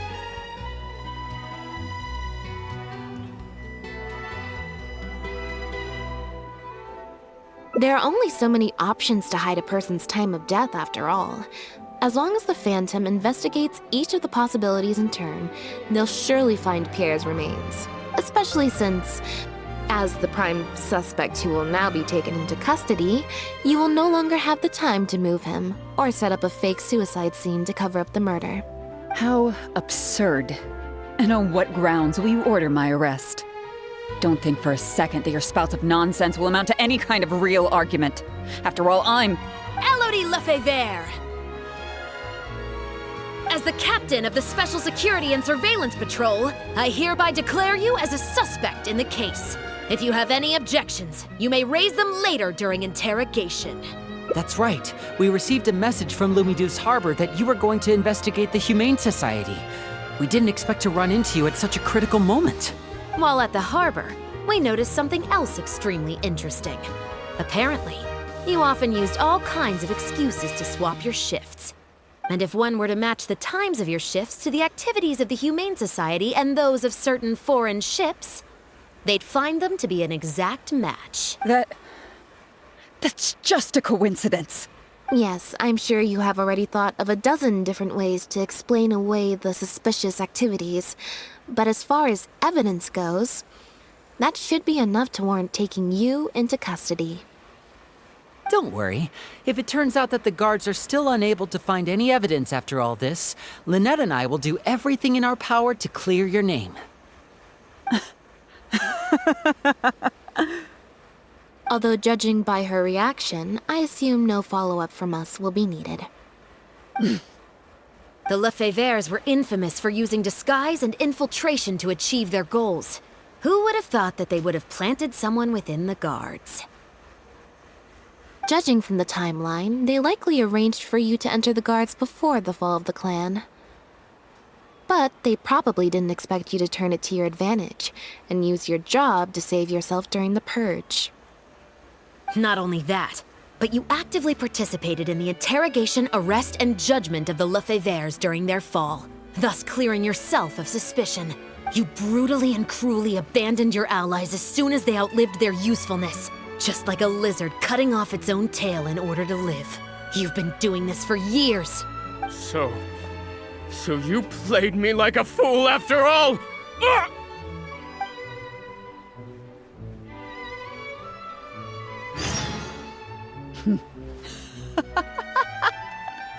What was that word you used?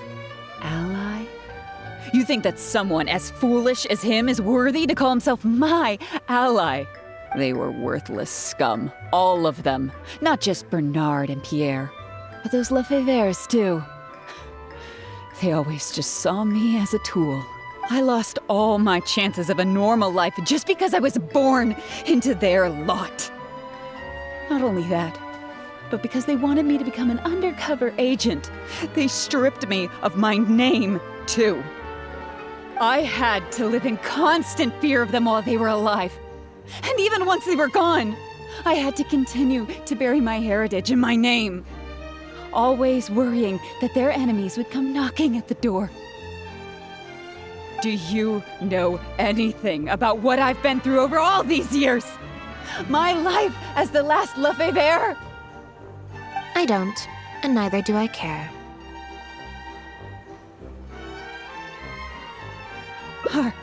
Are you for real? Aren't you a Lefebvre victim too?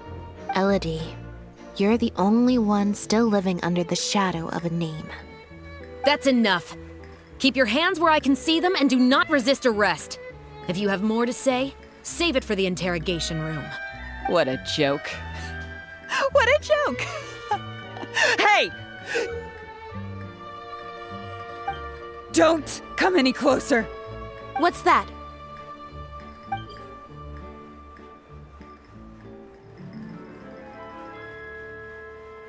Know what this is? I've secretly planted loads of explosives in the Humane Society. Just one step closer and...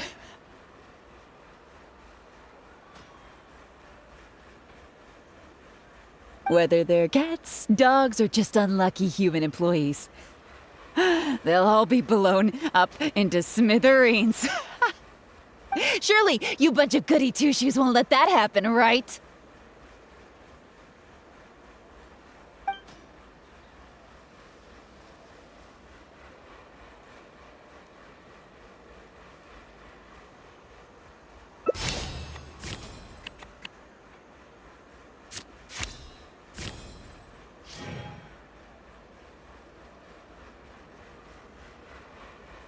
That's enough! I have nothing left to say to any of you! Gardamex, get him! Not good. She's trying to escape. We need to end this fight as soon as possible. He returns!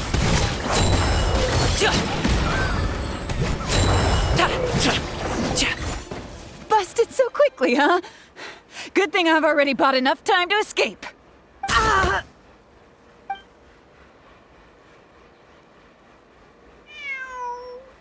Phew. So I was right after all. It's easier to deal with the person causing the problem than the problem itself. This is it. Looks like it's just a toy. Guess that's probably why she suddenly flipped and knocked out Bernard. He probably knew that there were no explosives at the Society. Well, given that she never even showed her face to Bernard and Pierre, I had my doubts that she'd have gone to the Society in person to plant explosives. Thank you for your help, everyone. I'll take them back for thorough questioning and find someone better to take over the Humane Society. I might need a few statements from everybody. Would you be able to come with me? If statements are all you need, can Lyney provide them on my behalf? I still need to go back and explain some things to the crew. I also had an appointment with the Traveler before we got interrupted.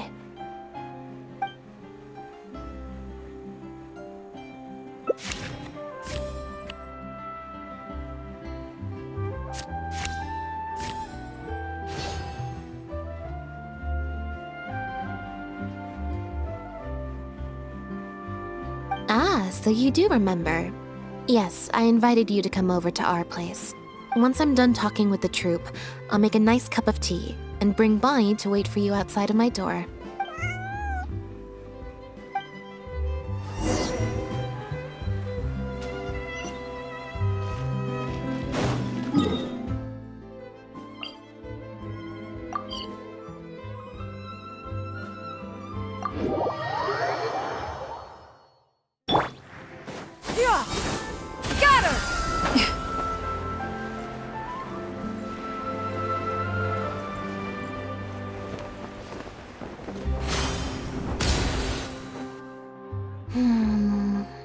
Black tea and a cute kitty. Truly the best combo for standby mode. Want some? Mm-hmm. I hope you'll like it. Not at all. Information is indeed very important, but if you were to try to collect every piece of information you come across, your efficiency would actually decrease. Plus, if you just think about it, what sounds more fun? Writing a statement or enjoying a tea party? Great answer. That'd be my pick too. Had we not run into that case, we could have spent the entire day like this. But now I'm running low on both time and energy.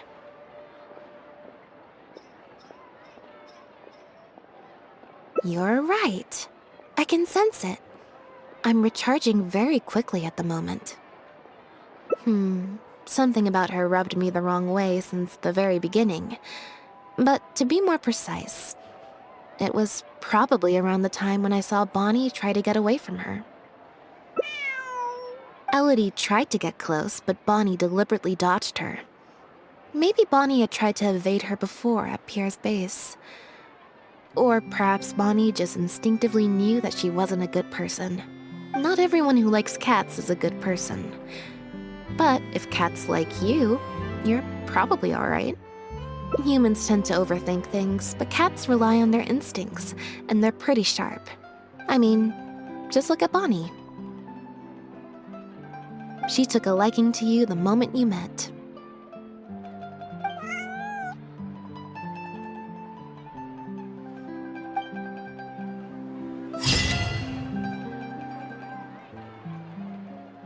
Fresh fruits, sweeter than syrup.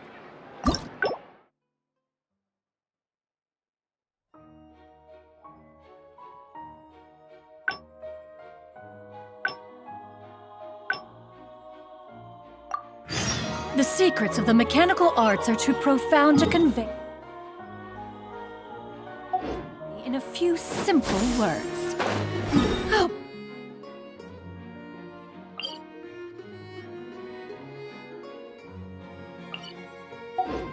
Why must the listener grow weary whenever I begin to divulge them?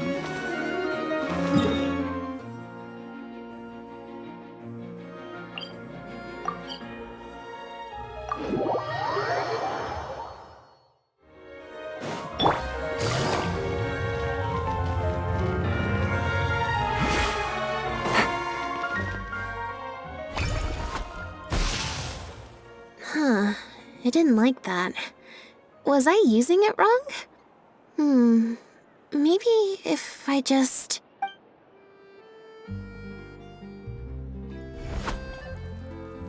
Clearly, there's some design flaws to iron out. I'll have to let Fremine know. Let's see... Which card did I get? 4. Well... The cards fell on the ground though, so I don't think it counts as fate.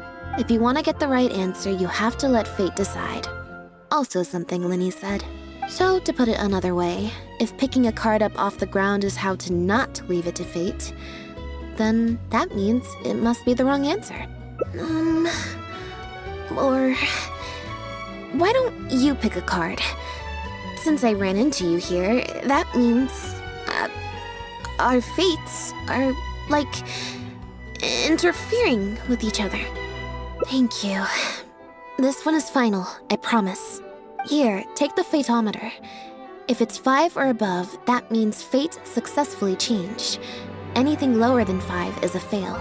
Also, if you have your own thoughts about what I should do, feel free to share it. Now that I've got a good problem solver here to help, I don't need to run every little thing by fate.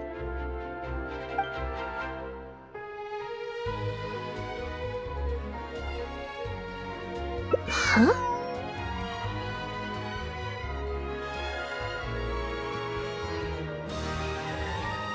What you're saying is, since nobody's come looking, I can just keep hanging out with Bonnie for a bit longer? Is that really okay?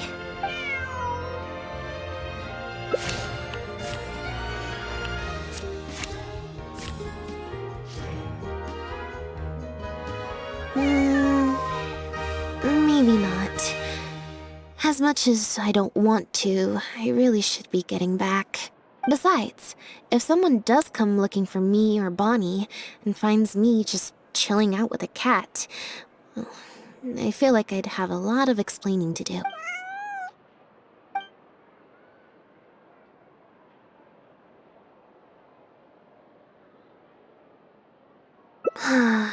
Back to the drinks reception.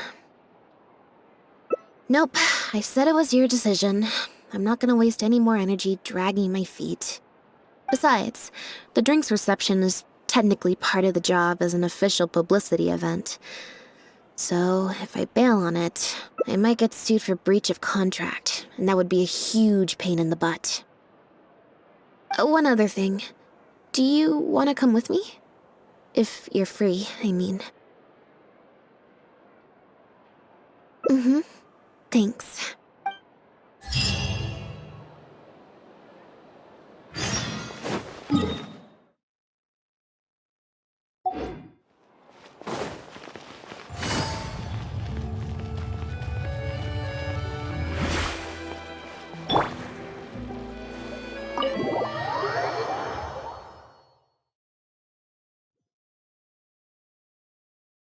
There you are, Lynette!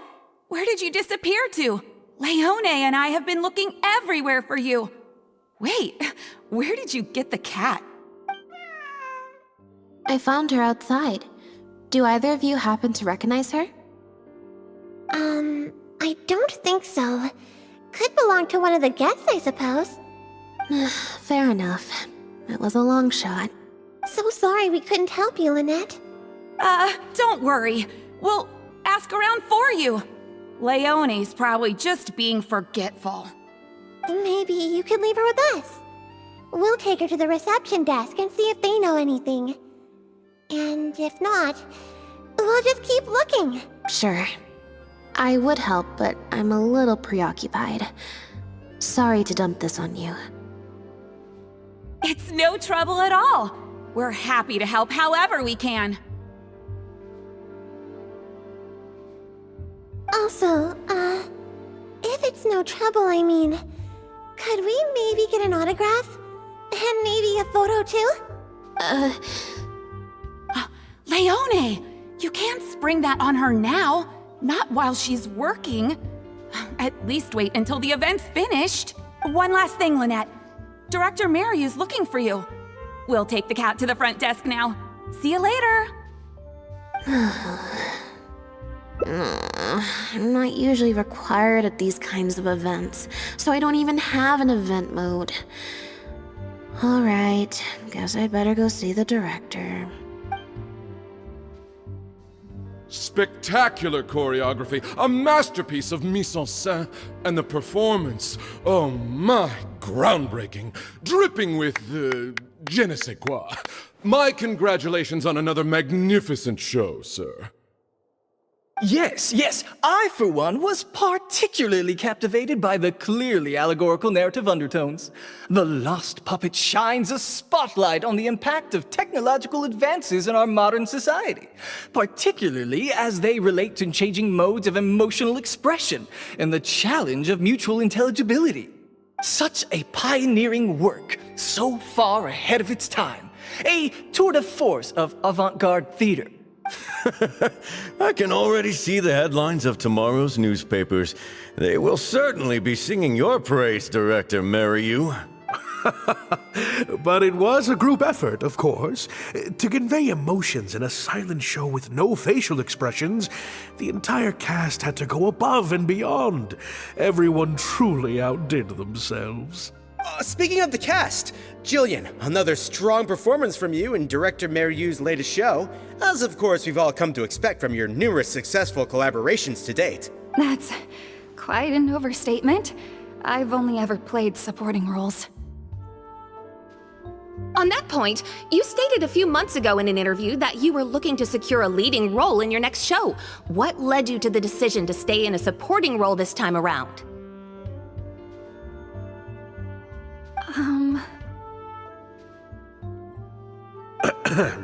We had a discussion about this, and while Lynette hadn't previously performed in an acting role, we were blown away by her talent, and she was a perfect fit for this character. Quite simply, this was the role she was born to play. Exactly. I was honored to share the stage with her. Lynette worked extremely hard in all of the rehearsals, and she's an incredibly talented actress.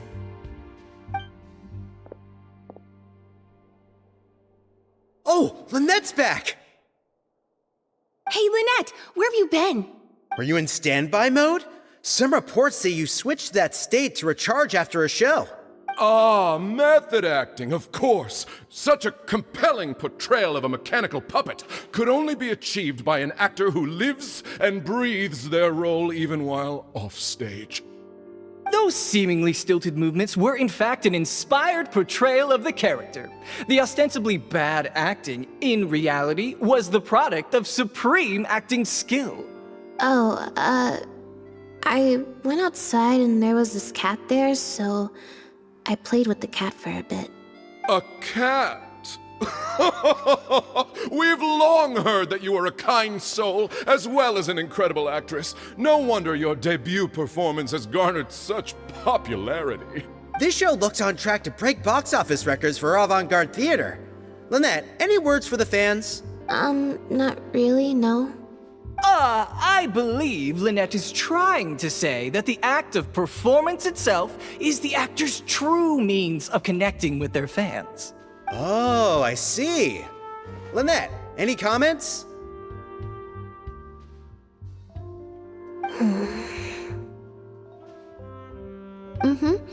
Right, exactly. But don't you want the fans to know how you're feeling right now, after the hugely successful opening of your first ever show? That's true. I'm sure the fans would love to learn a bit more about you, too. How interesting.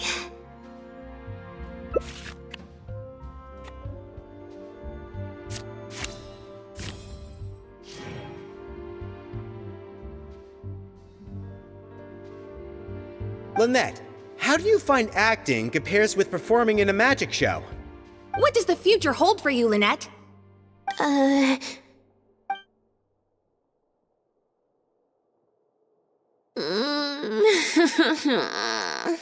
Yeah, it's just... Turns out I can't cope with this stuff even in tea party mode. It's a power-saving mode for participating in conversation at tea parties. Normally, I can get through an entire conversation just with, Oh, that's true. And how interesting. But at a tea party, I'm not normally subjected to a constant stream of questions. The energy consumption of that interview just now was 3 times as much as the average tea party. I think I'd rather pray that I never have to do it again. Lynette, Director Merieux would like you to join the group photo to commemorate the successful opening of the show. A group photo? It's just the members of the troupe, along with Maloney and Fontaine.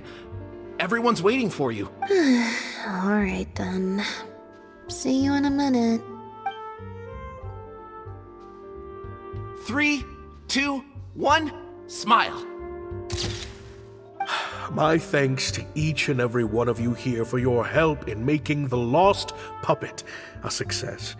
The group photo is already being printed as I speak. You can collect your copy from the first floor after the drinks reception concludes. May it serve as a reminder of this fabulous performance every time you see it. Merieux! Get over here. Let's have another drink. There's a few things I need you to glance over for me. I thought the group photo was the final hurdle.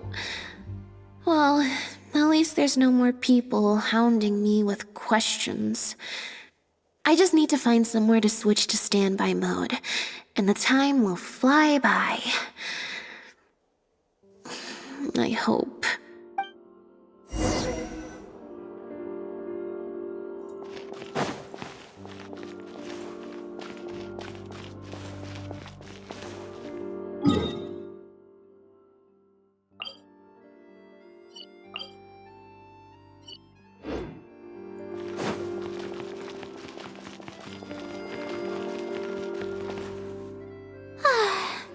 Hotel de Bour's Ile Flottante is as wonderfully sweet as ever. Traveler? Lynette? Oh, wait, hold on. What do you mean, managed to get an invite? I'm an expert in the dramatic arts. Of course I was invited. Naturally, people wanted to hear my comments on the emerging art form that is the masked mime show. Remarkable, and a very worthwhile artistic endeavor, exploring a character with no lines or facial expressions who can only communicate how they feel through their movement. Your performance was beyond anything I could have imagined, Lynette. Clearly, this was a very suitable role for you indeed.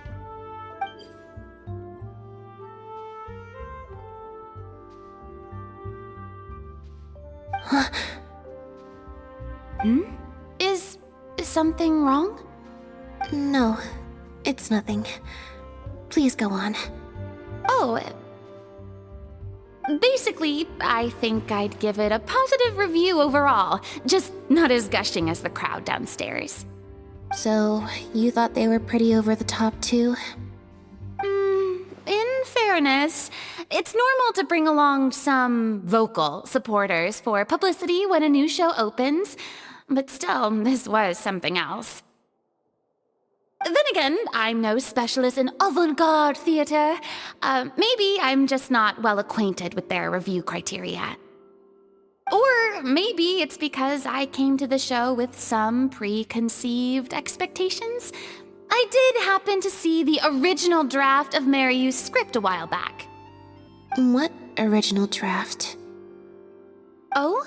He didn't show it to you? It must have been a few months ago. He came to me to get some advice from an experienced performer's perspective, and then asked if I could write a few reviews of his new play. I had a lot on my plate at the time, so I had to turn him down. I only skimmed a few sections, but they seemed quite different from the final version. I can't say I remember the plot, but I don't know. The protagonist just seemed more complex, I guess, especially in the last two scenes. Still a mechanical puppet on the outside, of course, but she seemed to have more emotional depth on the inside. Emotional depth? Oh, I'm just thinking aloud here. Don't take it to heart. Besides, a script and a play are two very different beasts. There are so many fine details to consider when turning a story into a stage production. More than most people could imagine. Especially with a novel art form like a masked mime show. I'm sure Merieux had his reasons for the changes he made. Change of topic. I see you've escaped the crowds to seek refuge on the second floor. Fame can be overwhelming at first, can't it? Perhaps you'd benefit from hearing about the experiences of a veteran celebrity such as myself. No thanks, I'm good. Pretty sure this will be my first and last time in this situation. Hey, at least let me finish. I have top tips on dealing with belligerent reporters, slipping away to hunt down snacks during the intermission. Tell me everything. First, take a seat, mon ami. We must partake of Hotel de Boer's fine desserts as we talk, lest they go to waste. That was very educational.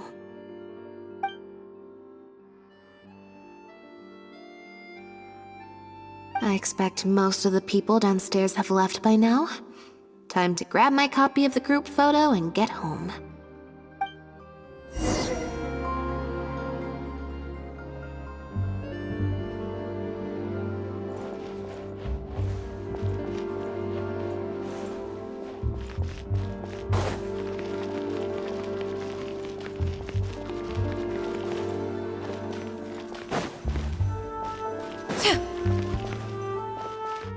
The photo must be in this envelope right here.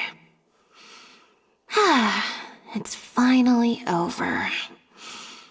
Thank you for sticking around for so long.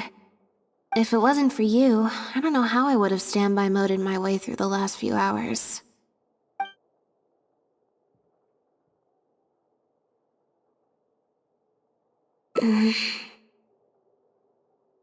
It's fine. It's just... It was such a minor thing. While I was on stage, there was a moment when I felt like someone was looking at me.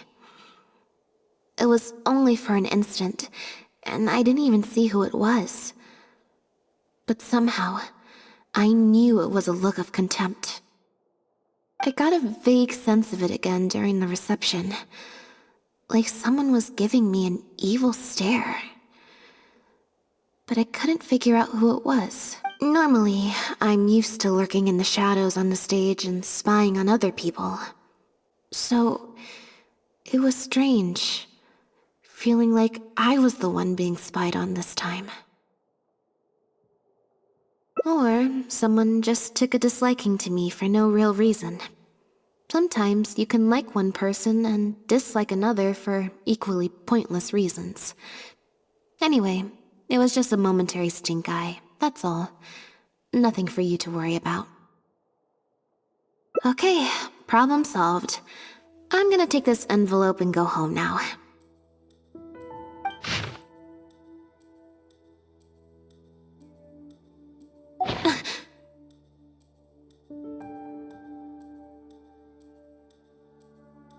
You have destroyed this work of art. Step down from the leading role at once. Based on the tone, I'd say threat letter is right.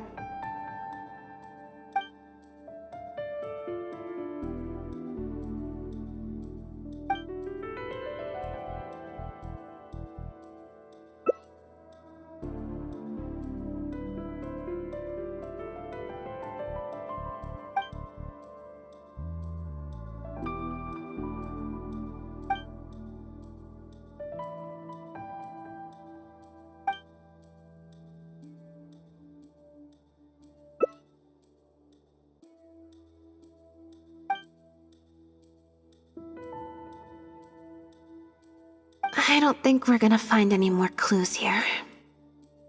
Yes, let's. Whatever destroyed means, it could have something to do with the original script that Farina mentioned. Also, I'm gonna have to ask you to stick around a while longer. I can't believe how well the whole Lynette's debut acting role thing worked out. Even the avant-garde box office is lapping it up. How could I ever have doubted you? If you hadn't stuck to your guns and kept sending those invitations, this opportunity would have passed us by. See? I told you. All the times she'd refused in the past were all the more reason to keep inviting her, because it turns into a big talking point. Can you imagine if you'd gone with Jillian? You'd have been lucky to get half the ticket sales you've ended up with. True. Well, Jillian still needs to get a few more productions under her belt.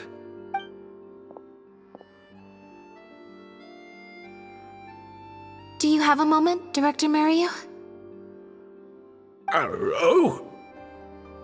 Ah, if it isn't the star of the show! We were just talking about you. Oh, and is that the legendary traveler with you? I'm guessing you're here to discuss the show with the director? Oh, you're a talented and hardworking actress, Lynette. It's no wonder you're getting such rave reviews.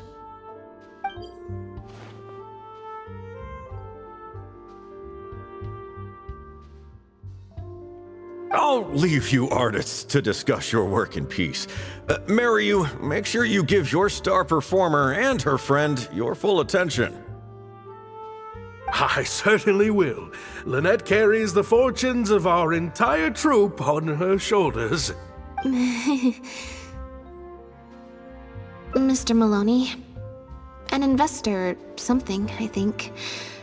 I've never asked him. So, what can I do for the two of you?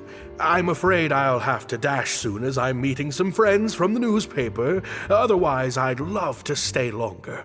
We heard that the original script for The Lost Puppet was quite different from the final show. I'm kind of curious to know what the protagonist was like in that version.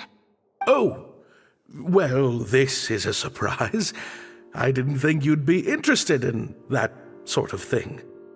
It's not uncommon for scripts to undergo major changes as they're being brought to the stage. But I'm afraid there's not much to tell you in this case. The protagonist has stayed the same from the beginning to end. A mechanical puppet with a bumbling body but a sensitive soul. A stranger in time who doesn't belong. There's no doubt about it. You are the protagonist, and the protagonist is you.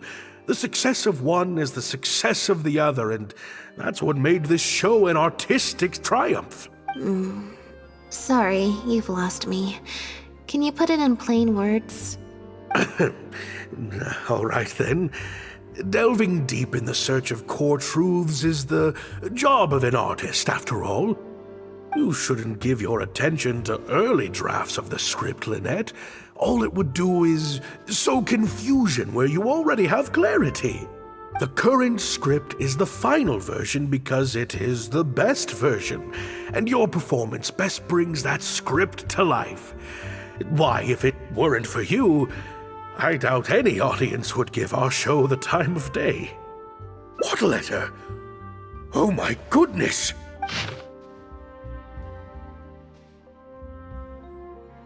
Destroyed this work of art? Really? Well, Director Merieux, any idea who might have written it? No. Who on earth would write such nonsense? Absolutely not. Without Lynette, this show would be over. Everyone's hard work would go to waste. No, there's no way that this is someone from the troupe. Yeah, maybe Jillian could fill in for me for a while. What? No way, out of the question. The protagonist has to be played by Lynette. Jillian can't... She's just not what the audience is looking for.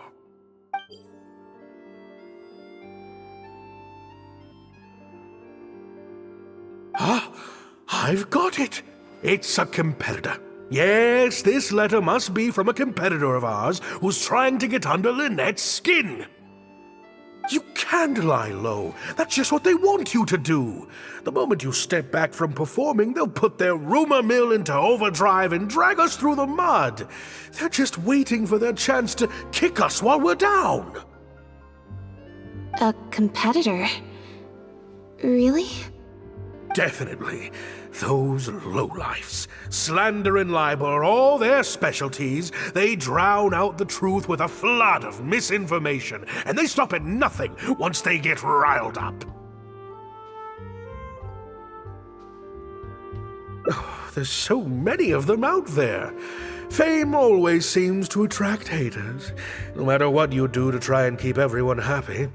But don't worry, I will get to the bottom of this. Stay strong, Lynette, and keep up the good work on stage. I have to go and meet my friends from the newspapers now, but rest assured, I'll be discussing countermeasures with them. So, a competitor, huh? I kinda doubt it. We've dealt with those types before. Usually their goal is to steal our venue for their own show, or to cover up a scandal by planting a story to divert public attention. But at the moment, I don't think anyone's got a reason to do any of that stuff. Let alone pull a stunt like this. A threat letter is quite extreme. Besides, when I felt that evil stare, I'm pretty sure it was coming from somewhere backstage. So that rules out a lot of people.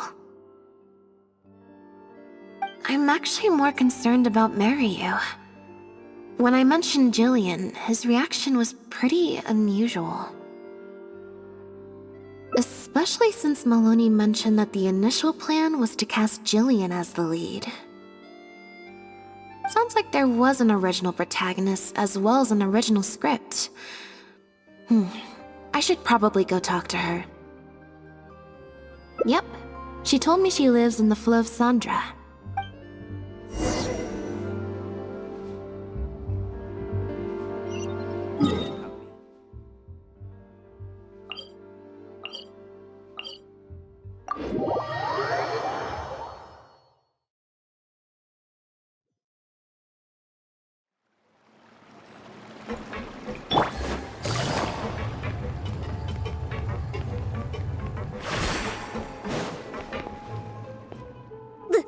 Lynette? What are you doing? You're not welcome here. I've been to the Fleuve Sandra plenty of times before. This is the first I'm hearing about me not being welcome. Things are different around here. You might be used to a crowd of bootlicking morons fawning over you wherever you go, but not down here. We know what you are. Bootlicking morons?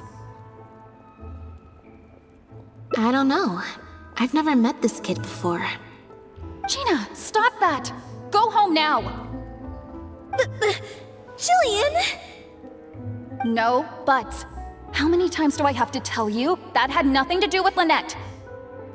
If you don't leave right now, I swear I'll never invite you to one of my shows ever again! Jillian!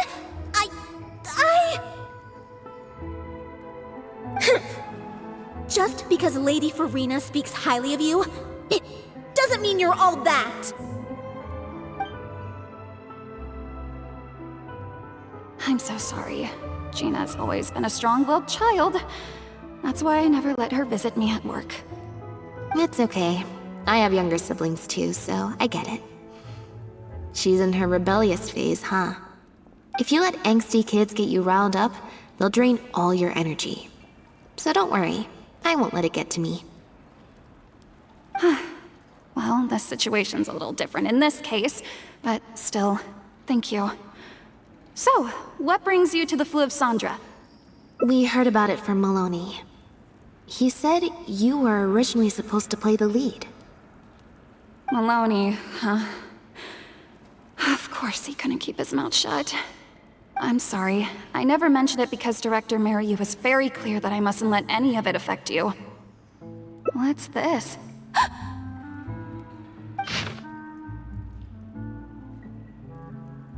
I don't know, who would do something like this? Don't be scared, Jillian. Just tell us what you know. Okay, I'll try. It's true. I was originally cast as the lead in The Lost Puppet. I've worked with Director Merieux many times before, but only in minor roles.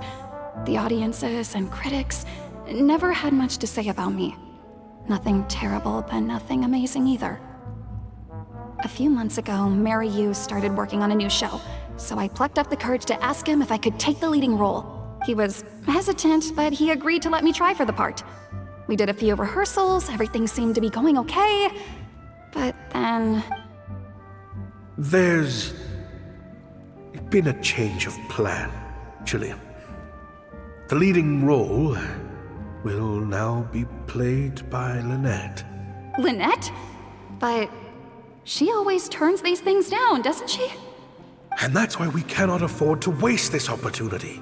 Jillian, I understand how you must be feeling.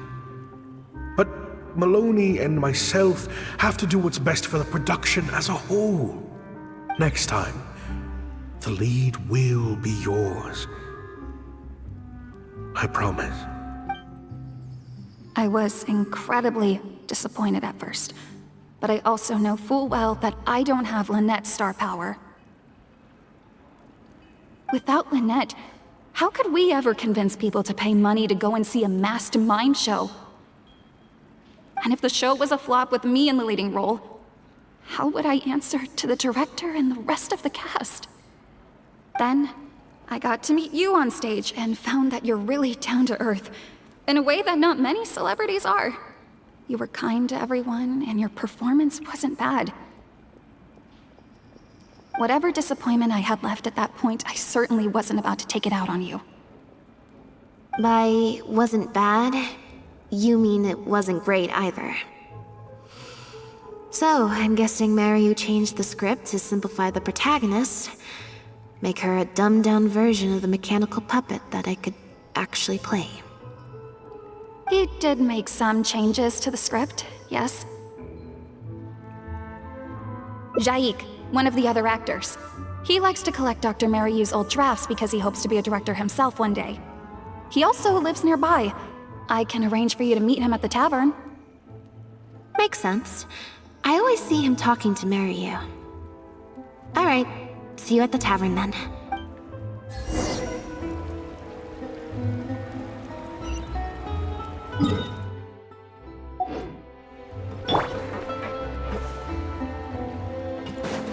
Yeah!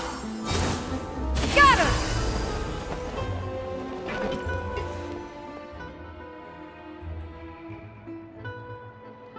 Sorry to keep you waiting. Jillian brought me up to speed on the situation. I'm here to help however I can. Here, this is the script you're after.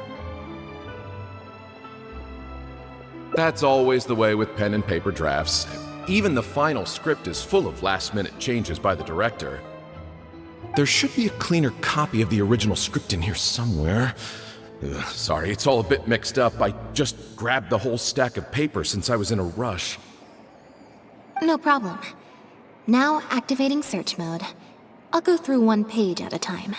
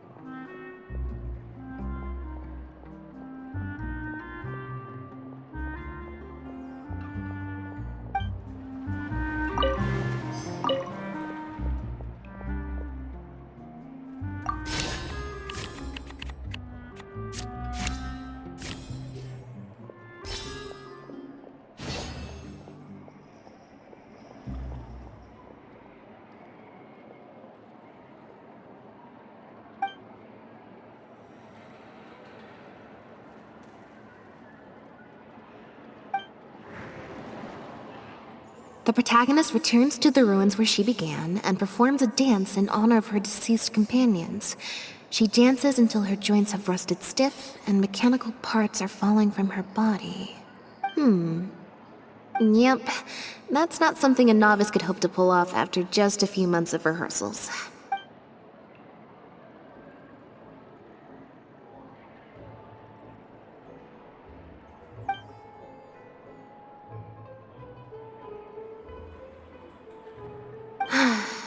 Frankly, I think that the original script is much better, and the original lead is the best fit. Jillian, shall I go tell Merieux to put you back in the leading role? What? Are you serious? But the next show is at the Opera Epiclese. It's such a huge opportunity. But not such a rare one for me, though, right? That's different. This isn't you as part of a magic duo. It's a chance to star as the main character in a show. You'll reach whole new heights of fame. Fame in small doses has its perks, but too much and I'll get overloaded. But if you play the lead, the fame will be yours, and I get to be free. Sounds like a win-win, don't you think? It'll never work. There's no way Director Merieux or Maloney would ever agree to it. The set for Act 4 would need to change, as would all the marketing materials. And that would mean asking Maloney for a lot more Mora. Changing actors at the last minute is just too risky. If anything went wrong, it could bankrupt the whole troupe. Plus, Maloney's friends have already published a ton of articles saying how this is the role that Lynette was born to play. No one else can play the protagonist now. If Lynette quit the show and I took her place, if Lynette left, they'd sooner stop the whole show than let me take her place. Stop the whole show? But all the people in the troupe, months and months of everyone's hard work would all be for nothing.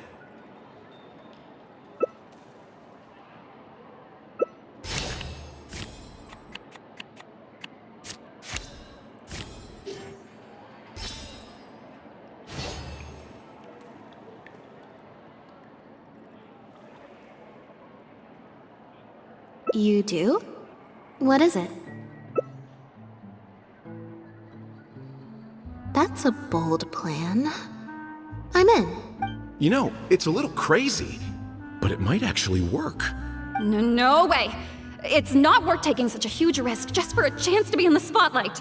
Jillian, you said before, whatever disappointment I had left, I wasn't about to take out on you. In other words, that disappointment is still there, but you've kept it bottled up inside. Be honest. You still hope to play the leading role, don't you? But the thought of putting so many people out just for my sake? You think they'd be put out? That's not how I see it. Jillian, you were more dedicated than anyone during the rehearsals for the original script. We all saw how hard you worked for this role. And I think you know that unless we decide to make a stand here, the path we're on is only going to take us further and further from our dreams, all of us. So take it from me, you would not be putting us out. Not one bit. You guys... Okay. Let's do it. I will play my part. Yes! I knew you'd come around. All right, I'll let the rest of the troupe know and we'll start preparing immediately. Wonderful. This solves everything. Wait, but what about the threat letter? Do you have any idea who sent it? As long as we stick to the plan, I'll give up the lead role, so it won't matter anymore, right? But surely you want to know who it's from. If they're out there and no one's keeping an eye on them, what if they come looking for you? I doubt they will. It's supposed to be a threat, but they didn't even say what would happen if I don't meet their demands. Plus, the handwriting is kinda childish. Doesn't look like a professional intimidator to me. Who knows? Maybe it was just a fan of yours having a moment. A fan? Of me? Maybe there's someone out there who really appreciates your talent, even in the supporting roles.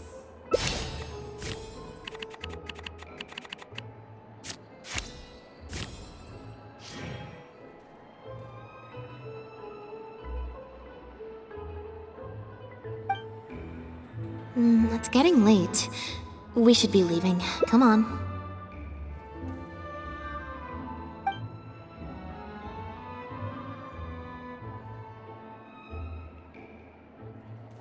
Sorry for manhandling you. You looked like you were seconds away from figuring out who sent the letter, so I had to act fast. It was Ginna, Jillian's sister.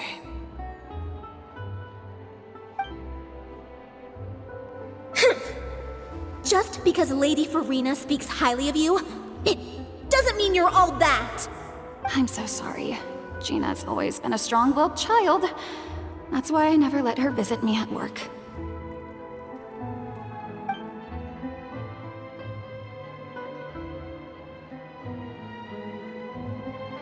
I guess she must have snuck into the drinks reception and overheard our conversation with Farina. She idolizes Jillian, both as an older sister and an actress.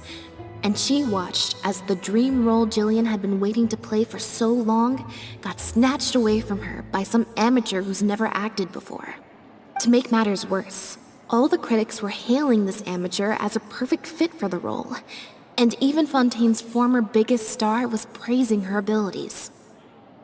Yeah, that pretty much sums it up. Like I said, getting angry at angsty teenagers is draining.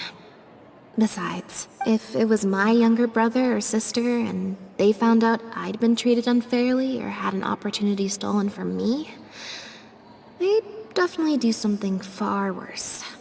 I was in Jillian's position once.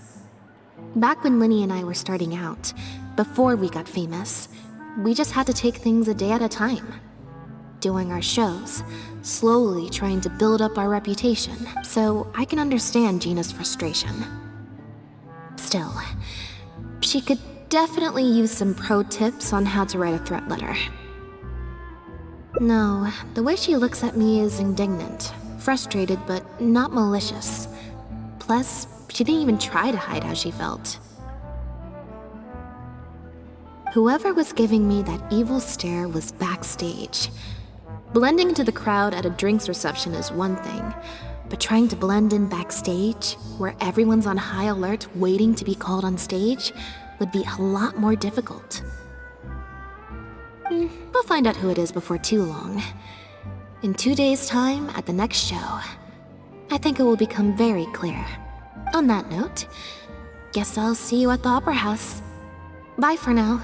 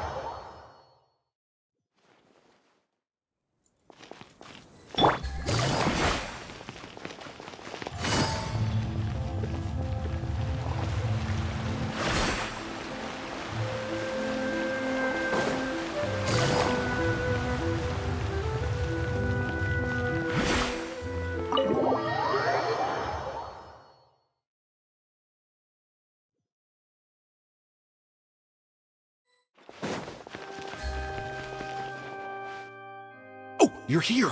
Lynette and Jillian are busy getting ready, so please come with me.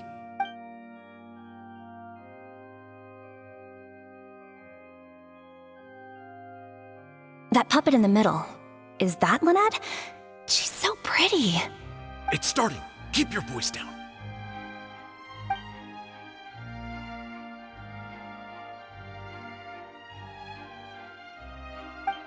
Wow. I thought it would be hard to follow, but in the end, it was actually very clear. Even though her face was expressionless and she didn't speak the whole time, I felt like I could really understand how the protagonist was feeling.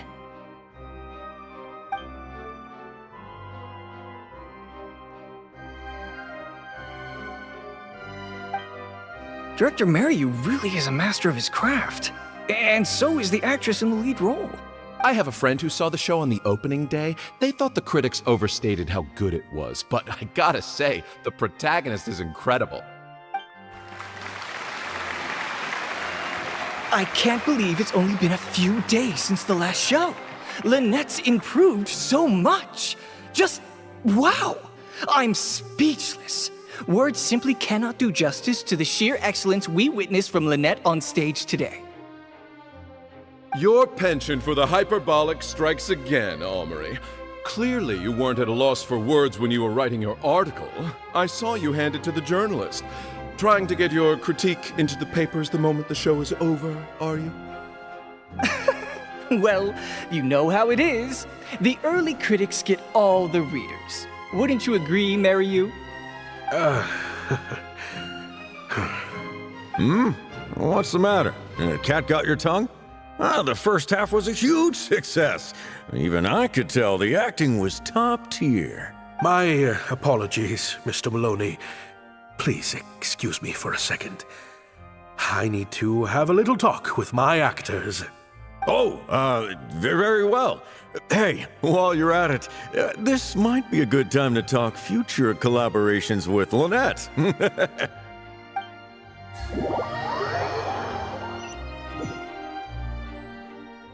Are you guys sure this is gonna work? What if Director Merieux pushes back? We're already halfway there. We can't back out now. All we need to do is stick to the plan. What is this plan that you're so intent on hiding from me, Director Merieux, I thought you were talking to Maloney and the critics. Fontaine and Armory have both finished their articles. I went to greet them as a mere formality, but you seem to have availed yourselves of my absence during the first half to defy me. What have you done? Was that really Lynette playing the lead role? Ta-da!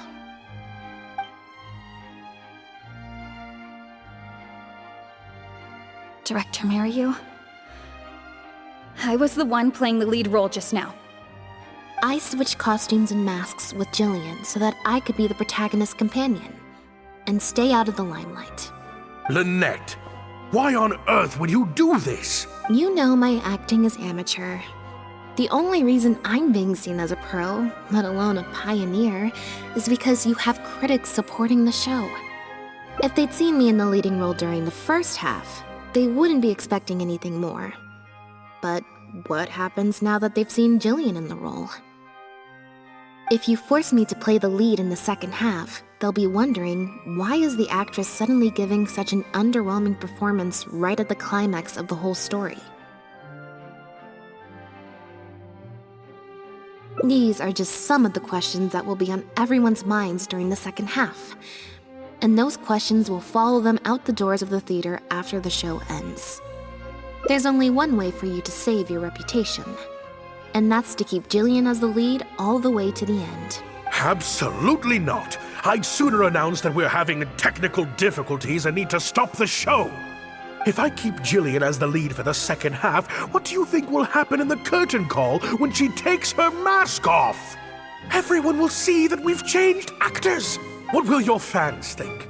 They're only here because of you, and what about all the critics who support you? If we get on the wrong side of them, it'll be the death of the whole show. There'd be tickets to refund, fines to pay for breach of contract. The whole troupe's hard work would go down the drain. Don't you see how much this would cost us? You can't just take a job on a whim, then abandon your responsibility the moment you don't feel like doing it anymore. You're playing games with other people's hopes and dreams. Director Merieux, please. You're not being fair to Lynette. Actually, Jillian, he's half right. I did kind of take this on a whim. But my responsibility here is making sure you get back the role that belongs to you.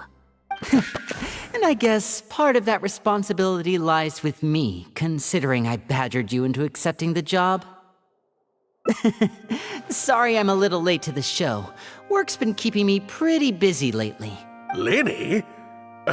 What do you want? Do you think you can snap your fingers and make all my problems magically disappear? That might be a little tricky, but instead, I could make something else magically appear. What's this? A draft complaint letter, my contract, your legal fees, reimbursement for the ticket, and an advance on the penalty fee for breach of contract. Mr. Merieux, I'm stepping down from the leading role, regardless of whether you choose to cancel the rest of today's show. If you do suffer unforeseen financial losses from this, you're free to seek damages as per the contract. And if you want to file a lawsuit, there's a draft here that you can use if you need it.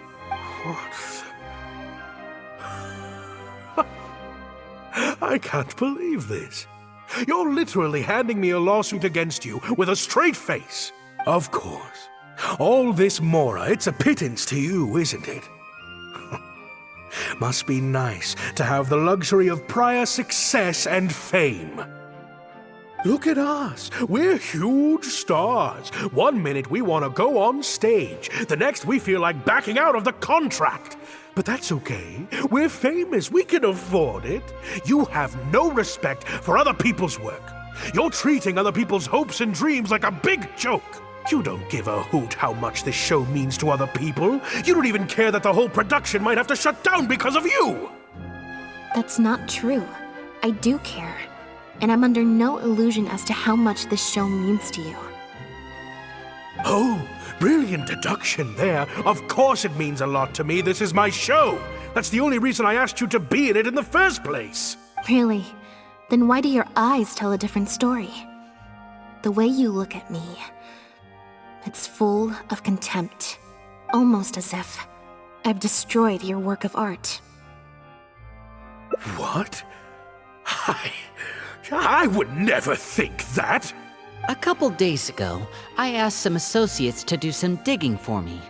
I was interested to know who else you invited to play the lead apart from Lynette. Surprise, surprise. Turns out that all the other famous actresses you asked either had prior commitments or weren't a good fit for the role. They all turned you down. And I would have turned you down too, if not for an unlikely set of coincidences. You didn't send those invitations because you were looking for a better actress than Jillian, but because your investor wanted a big name in your show, right? Director Merieux. To get Maloney on your side, you chose to make Jillian the understudy, and then look for an opportunity for her to take the lead. I bet you were torn at first, weren't you? Do you stick to the tried and tested formula?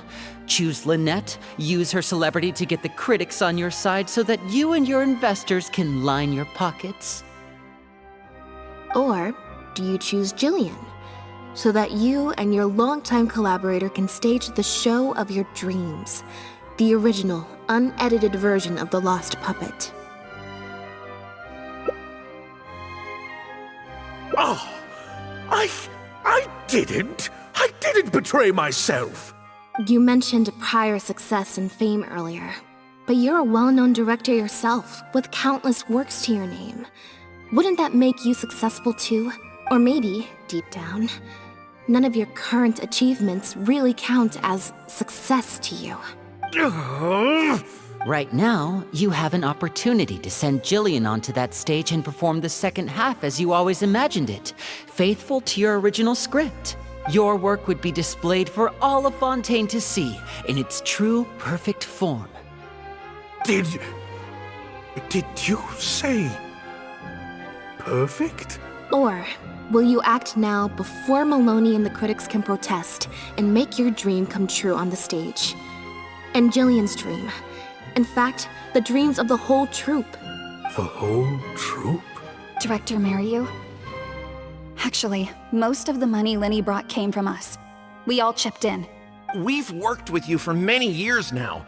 Your troupe has been here for you all the way from the empty theaters where we first performed to the Opera House today. We watched as you slowly started down a path you used to despise. The path of powerful connections, drinks receptions, backdoor deals with critics, and collaborations based on fame instead of talent. But this is just a temporary measure. I did it for the good of the troupe.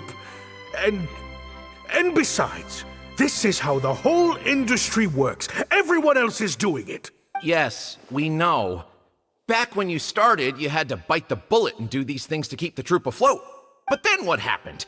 You began to embrace these methods more and more, becoming so reliant on them that every show you put out is overhyped by the media, and every script you write is edited to suit some celebrity's needs. Surely you must have noticed what's happening.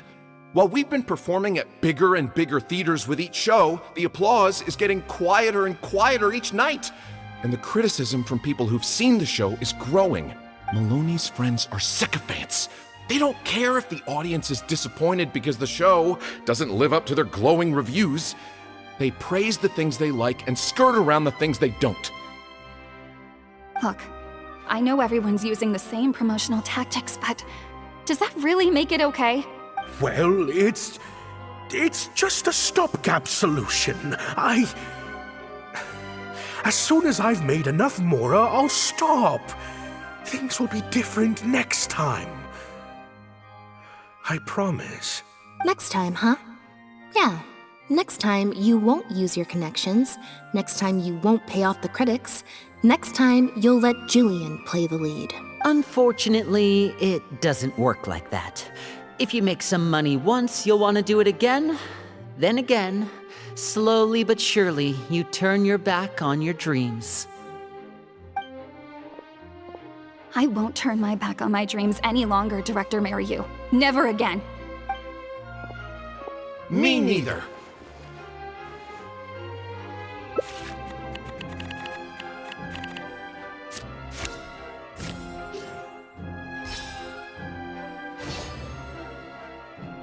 Hi.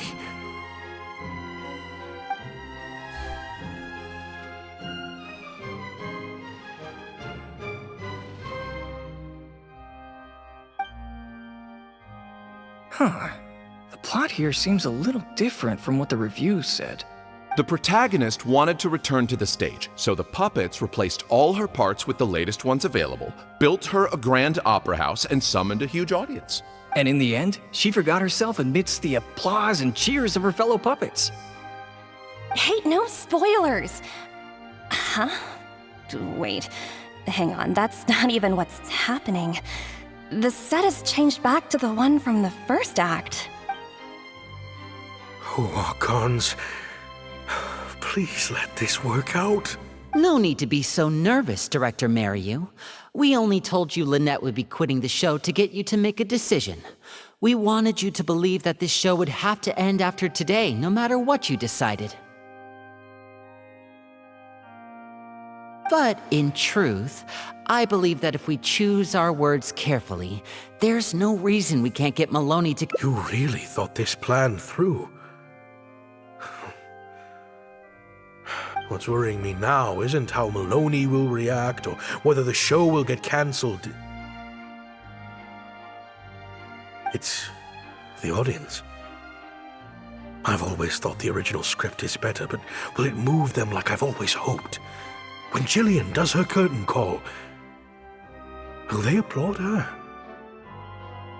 What if people only came to see the show for Lynette? And because of the reviews, what if they don't really care about the show at all? It feels like I've been hiding inside my safe little castle for too long. And now I'm scared to go outside the walls and hear what people really think.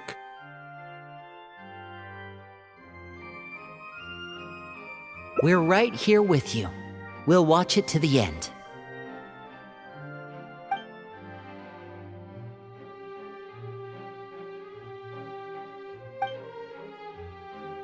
Wow.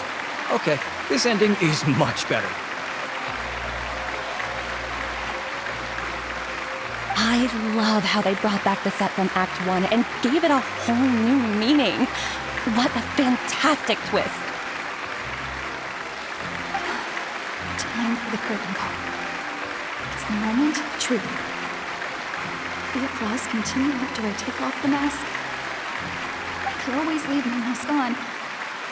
You never know.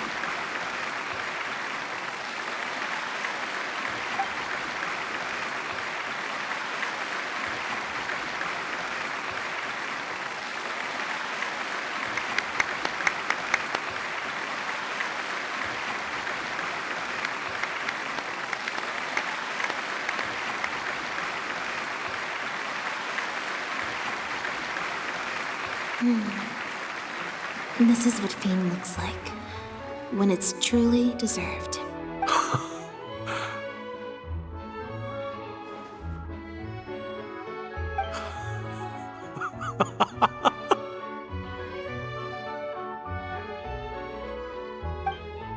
Jillian, you were amazing!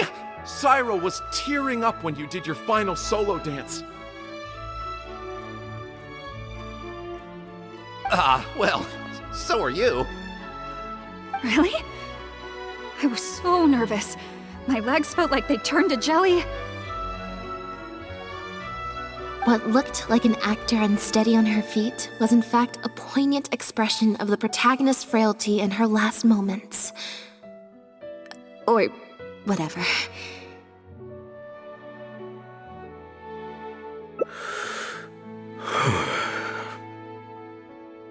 Hey, Merieux!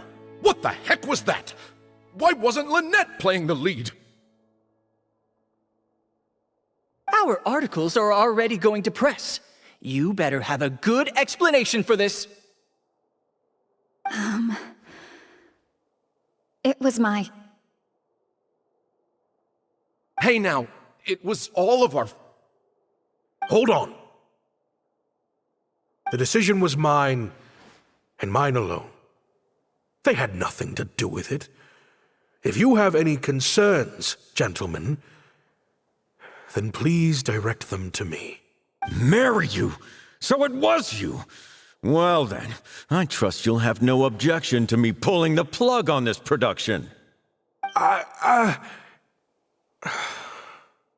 Director Merieux, Mr. Maloney, what on earth is going on? Why was Lynette not in the lead role? It took a lot of convincing from me for her to accept the role, and I had to turn down some big work opportunities to come and watch her performance today. You have some explaining to do. Lyney, it was all his idea. Merieux, explain yourself. Wait. Lyney, as a matter of fact, this was a piece of performance art. In this play, the masks and costumes serve to obscure the differences between characters, and by extension, the difference between human and machine. We took that idea to the next level with an actor swap, blurring the lines between one performer and the next. So it's in service of the ambitious artistic goals of the production. What? It's similar to deceiving the audience in a magic show. We employed this technique as a means of breaking the fourth wall. It allows the audience to more intuitively understand the cognitive dissonance felt by the protagonist as a machine trying to reconcile the notion of her humanity. The audience's experience mirrors the protagonist's own confusion and becomes part of the artistic performance itself. Hold up! What is this nonsense? Oh, I see. Well, bravo, Director Merieux. You even had me fooled. That's probably more because you just don't really understand avant-garde art very well, Lyney. Maybe so, maybe so. Well, perhaps it went over my head, but I'm sure our experts here saw the whole thing coming a mile away. You must have worked it out by the end of the first half, surely. Mr. Amory, I just heard that you managed to write your review after just the first 2 acts. Yes, you're right. Director Merieux and I are old friends. You should have said something. Then I could have played along even better. Yes, well, to deceive the audience, you must first deceive your closest companions. I have to give credit to Lynette and her experience in performing magic. That's what inspired me to take my art to the next level. You mean your show was partly inspired by Lynette's background in magic? Well, in that case, I'll have to plug it to everyone I know. Unfortunately, I think Mr. Maloney is going to cancel the show. Cancel the show? Mr. Maloney, is this true? While I accept that deceiving the audience in the manner you did certainly has artistic merit, this is not a magic show, and we don't want our audience demanding their money back. A very valid criticism, and one that I humbly accept. If that happens, we're prepared to reimburse and apologize to any audience members who weren't satisfied with the experience. Plus, it looks like Jillian is better than me at delivering the excellence people want to see. I'm sure audiences will be very happy with the show if she's allowed to stay in the leading role. Maloney, I believe there should still be time to tweak my article. From the look on Lynette's face, I think she's being sincere. Oh, one other thing. We managed to get a meeting with Lady Farina earlier. All thanks to the Traveler's reputation, of course. Anyway, she agreed to write a review focusing on Jillian's performance and the quality of the show as a whole. She promised to give her honest opinion. And I'm sure today's audience will be discussing her performance too. There's sure to be a variety of opinions. Oh, I mean, art at its finest, clearly. But I'll have to give it some thought before I decide exactly what to write. Oh, of course. Always good to put some thought into these things. Especially now, with a growing range of voices out there. I imagine competition for readers becomes more fierce when everyone's discussing the topic. Fontaine, Amory, let's go.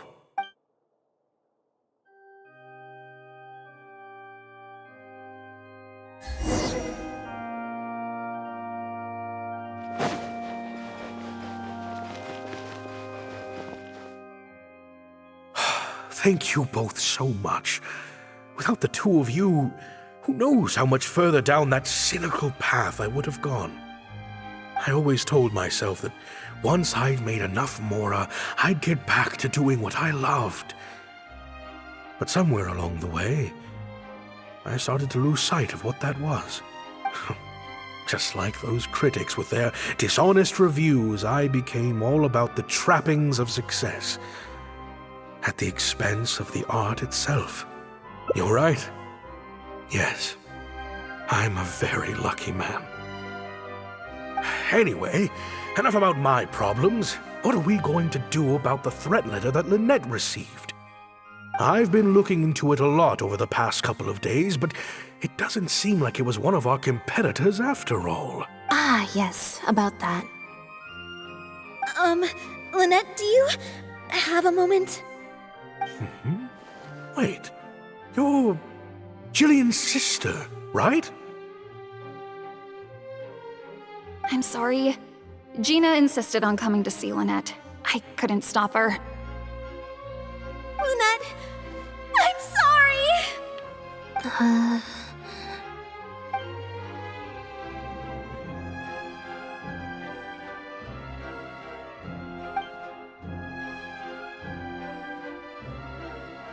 That letter? I was the one who wrote it. What? Ginna? So it was you? Director, it's time for... Oh, okay. Weird energy here. I think we came at a bad time. Lynette, Ginna must have been worried sick about me. I'm sure even she wouldn't do something so stupid if she was in her right mind. I'm so sorry. I promise I'll make it up to you somehow. Jillian, no! This is completely my fault, and I'm the one who should have to bear the consequences. I got the wrong end of the stick and completely misjudged Lynette. Well, since I haven't actually suffered any losses, seeking redress could be difficult. Maybe we could just let this one slide? Really? Are you sure? After all, Ginna wouldn't be the first person to ever misjudge me. Right? True.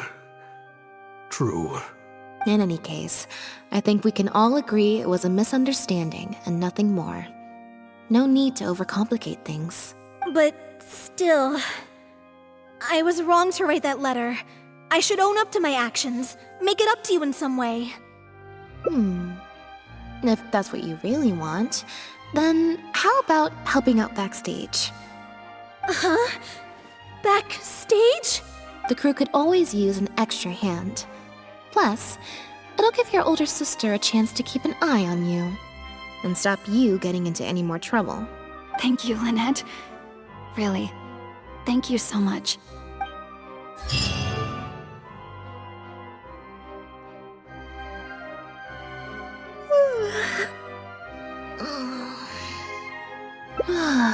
Is it?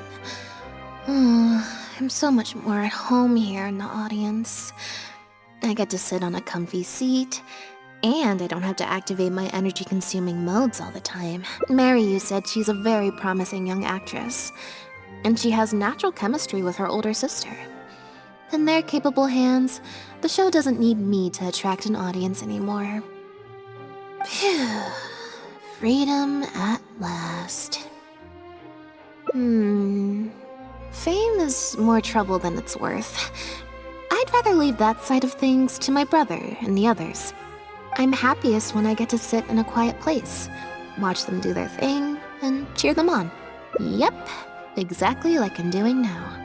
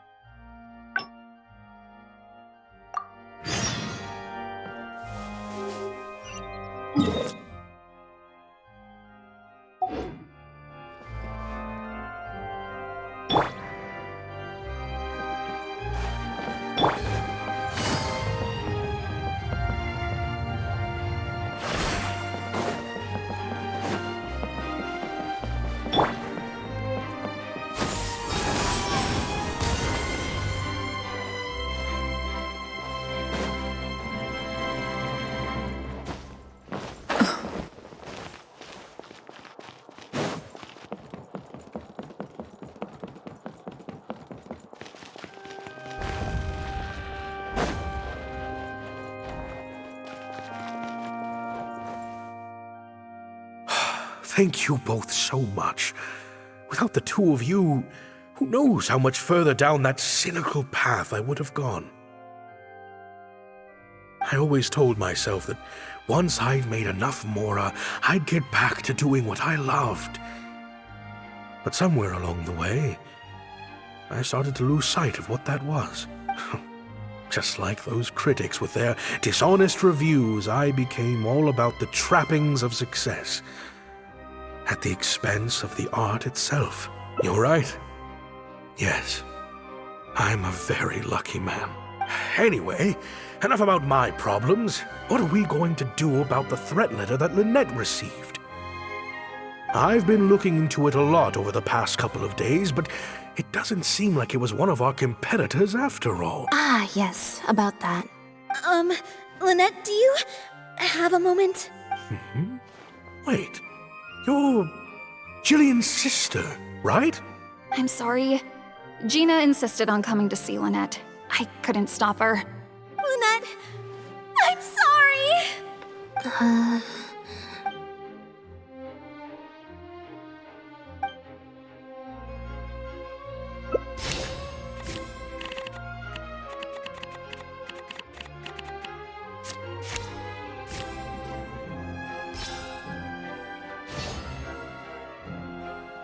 Yeah, me neither. Wait, but... Oh, do you mean when we ran into you at the Fleuve Sandra? And you said some mean things to me? As I recall, you were only trying to look out for your sister. It was just a few words spoken in anger. Don't worry. Whatever it was you said, I've already forgotten. Oh. I see. Well, it sounds like Ginna knows what she did was wrong. Owning up to your mistakes and committing to do better in the future is what counts. I understand that feeling of wanting to stand up for your family when they're being mistreated. Really, I do. But next time, maybe consider a different tactic? Something you can pull off more effectively, and without arousing suspicion. Got it. Thank you, Lynette. Why do I feel like I'm missing something here? Hey, here you are. I was wondering where you'd all run off to. Great! Everyone's in one place. That makes this so much easier. What do you think? It's group photo time! We have to commemorate the debut of the Lost Puppet Director's Edition. Okay, everyone, we all have pretty awkward smiles on our faces in the photo from Hotel de Boer, so this time, no forced smiles allowed. Oh, am I really not allowed to force a smile? I'll try, I suppose. I think I can manage. Lynette, Traveler, come on! You two should be right in the middle. 3, 2, 1, smile!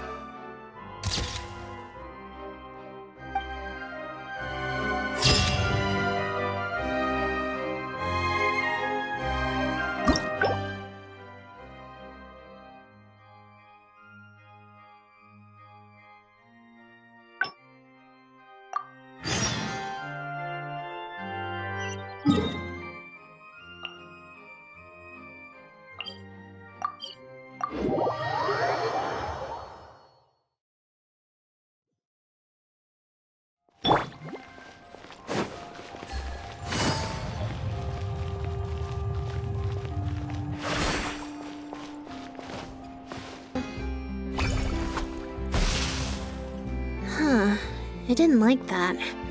Was I using it wrong?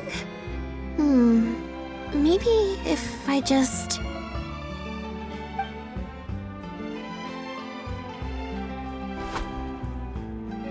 Clearly, there's some design flaws to iron out.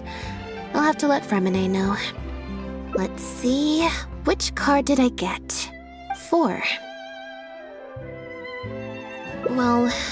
The cards fell on the ground though, so I don't think it counts as fate. If you want to get the right answer, you have to let fate decide. So, to put it another way, if picking a card up off the ground is how to not leave it to fate, then that means it must be the wrong answer. Or... Why don't you pick a card? Since I ran into you here, that means... our fates are, like, interfering with each other.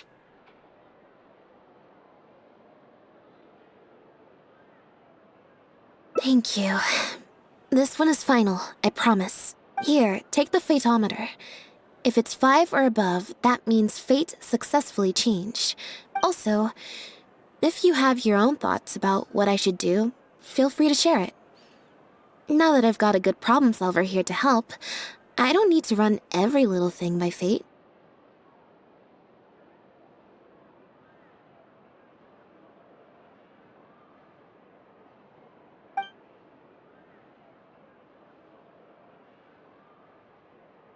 Huh?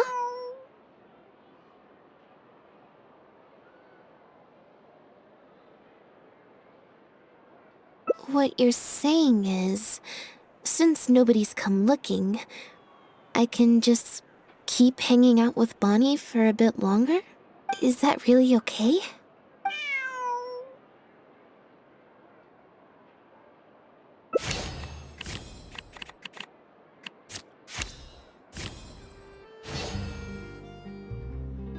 You make a good point. Okay, well... Assuming Bonnie hasn't strayed too far from where she went missing, there's a chance we might bump into her owner in either the Steambird offices or the restaurant. So, stick around here in standby mode? Yeah, that suits me. Oh, good idea. Bonnie's definitely hungry. May as well. We could be here a while.